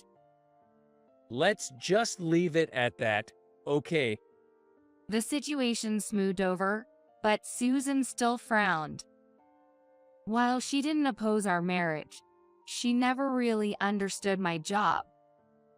Nevertheless, our new home was about a 2-hour drive from Susan's place. I figured we wouldn't have to interact with her much, so Jake and I went ahead and got married. The wedding went well. Kevin, who had introduced us, gave a speech, making it a wonderful ceremony. Thus began my life with Jake, which I believe was a happy newlywed life in the first year, with him helping around the house. However, as we entered the second year, Jake started coming home late, citing busy work schedules. Despite this, I supported him without suspicion. Occasionally, I met Susan, who would always suggest, why not work as a full-time employee? Why not get some qualifications? Growing tired of Susan's relentless comments, I one day said to Jake, "Jake, I'm not comfortable around your mom. I respect her, but she always criticizes my job." Well, Mom is from an older generation. You don't have to force a relationship. It's a relief you feel that way. He never forced me to get along with Susan or to listen to her. That was something I appreciated. One day, while I was working at home, my phone rang. It was Susan, whom I hadn't seen in a while. Hesitating at first, I answered a call, knowing I couldn't just ignore it. Hello, Susan, what's up? Megan, I wanted to talk to you about your work today. Susan, please, I've had enough. No, it's not that. I wanted to apologize. What? It turned out that Susan had come across an article I wrote in a travel magazine. She had researched and found out I was a well-known writer contributing to several magazines. I read your article. It was wonderful. Thank you. I'm sorry. I may have looked down on the writing profession, but now that I see your talent and how well you're doing, I'm embarrassed. I was wrong, and I'm sorry. Susan. I was surprised but also pleased that Susan had apologized. Aside from her opposition to my job, I had always respected and even admired her as a person. I felt a sense of relief as if our past disagreements were dissolving. So, to make amends, though it's not exactly an apology, I'll be in your town soon. How about we go out for lunch? Lunch? If you don't want to, it's totally okay, but I'd love to hear more about your work. No, Susan, I'm delighted. Please, let's have lunch together. And so, Susan and I agreed to meet for lunch at a restaurant in my town 3 days later. I wanted to tell Jake about it, but he was, as usual, busy with work and had left for a business trip the next morning. I wondered how Jake would react knowing that his mom and I had a pleasant lunch together while he was away. Surely, he would be happy. At that time, I naively thought so. On the day of the lunch with Susan, we chose a fancy restaurant, so I dressed up and headed to our meeting spot. Megan, over here. Susan waved at me with a smile, and as I approached, she apologized again. Sorry for all the trouble I've caused over your job. It's all right. Susan, let's enjoy today together. I'm glad to hear you say that. Feel free to order whatever you like. Wow, the perks of being a CEO. I might as well enjoy something I usually wouldn't. Oh, Megan, you're such a fun person. Susan and I shared a laugh and headed into the restaurant. As we talked over lunch, I began to see the good in Susan that I hadn't noticed before. I developed a deep respect for her as a capable, strong yet kind person. After sharing her divorce story, Susan said, When I got divorced, I was so grateful to have my job. It really made me appreciate the importance of money and working. It's crucial for women to work. I deeply felt that. Susan, is that why you pushed me towards a full-time job? Yes, I didn't want you to struggle if something happened, but I see now, Megan, you're doing great. I'm glad you understand. I'll work hard, just like you, Susan. Just then, my phone rang. It's Jake. I wonder what's up? Jake's on a business trip, right? Yes. I'll put it on speaker so you can hear, just in case. I switched to speakerphone and placed the phone on the table. Jake's voice came through. Megan, listen, something serious has happened. Aren't you supposed to be on a business trip? Well, the trip finished without a hitch, but something serious has come up. Actually, Mom has collapsed. What? I looked up, shocked. Susan, sitting in front of me, also widened her eyes in surprise. So, You know the route back from Mitrip goes past the family home. I'm going to head there now and take care of Mom. I glanced at Susan again. Then, Susan put her index finger to her lips, signaling me to keep quiet about her being with me. Understanding her intent, I decided to play along with Jake. So, is your mother okay? Should I come too? No, you don't like my mom, right? But It's okay. Actually, my mom dislikes you too. She thinks you're a wife who doesn't listen. So, there's no need for you to come. is that so? Okay, I'll hang up then. And so, the call from Jake ended. I was already suspicious. He was clearly lying. It was likely about something he couldn't tell me. Could it be an affair? As I clenched my fists, trembling, Susan said, So, Megan, what shall we do now? Susan, this is about him having another woman, isn't it? Unfortunately, it looks like he has someone else. But don't worry, Megan, I'm on your side. Strengthened by Susan's supportive words, I felt ready to uncover the truth. Later, Susan and I plan our next steps. First, we should check with his company. Prompted by Susan, I remembered Kevin, a mutual friend who worked at Jake's company. I messaged Kevin, need to talk, to which he replied, can we meet after work today? So, Susan and I went to the designated bar. Kevin was surprised to see Susan with me, but after we shared everything, he finally spoke up. I checked with Jake's department. He hasn't gone on any business trip. They said he's on paid leave.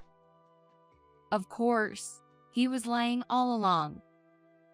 I was hesitant to tell you this, Megan. Kevin looked back and forth between Susan and me. Encouraged by Susan to please tell us, Kevin seemed to steel himself for what he was about to reveal. Actually, it seems Jake has been getting pretty close with a female subordinate named Maria. She also took leave at the same time. A female subordinate. Yes, and apparently, this photo has been circulating around the office. Kevin showed us his phone, displaying a photo of Jake walking through a hotel district with a young woman. Thank you. Can I have this photo? Of course. Sorry, Megan. I felt responsible since I introduced you two, and I've been hesitant to say anything until now. It's not your fault, Kevin. By the way, do you know where this Maria lives? Well, I know a coworker who might. Let me ask her. Kevin contacted a colleague right then, who informed us that Maria lived in a condo near the next station. Thank you, Kevin. You've been a big help. After parting ways with Kevin, Susan apologized sincerely to me.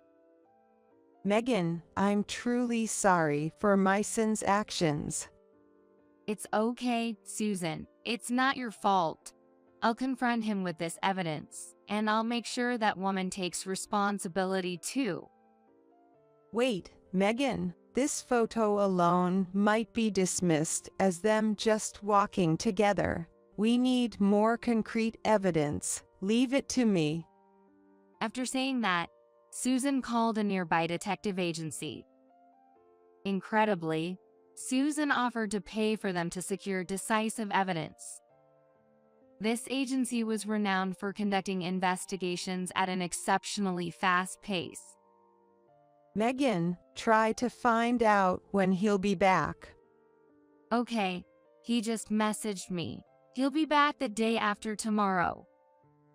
Susan nodded at me upon hearing this. 2 days later, while I was at home, Jake returned. I'm home. Welcome back. How is your mother? She's calmed down a lot. Looks like I'll need to visit her more often. Is that so?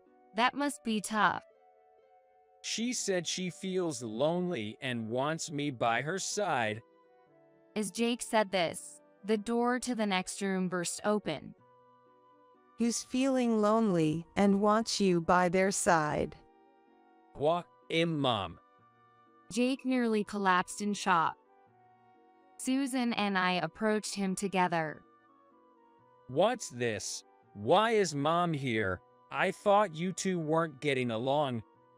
Too bad, we've reconciled. Imagine our surprise when we were having lunch and got a call saying Mom has collapsed. That can't be.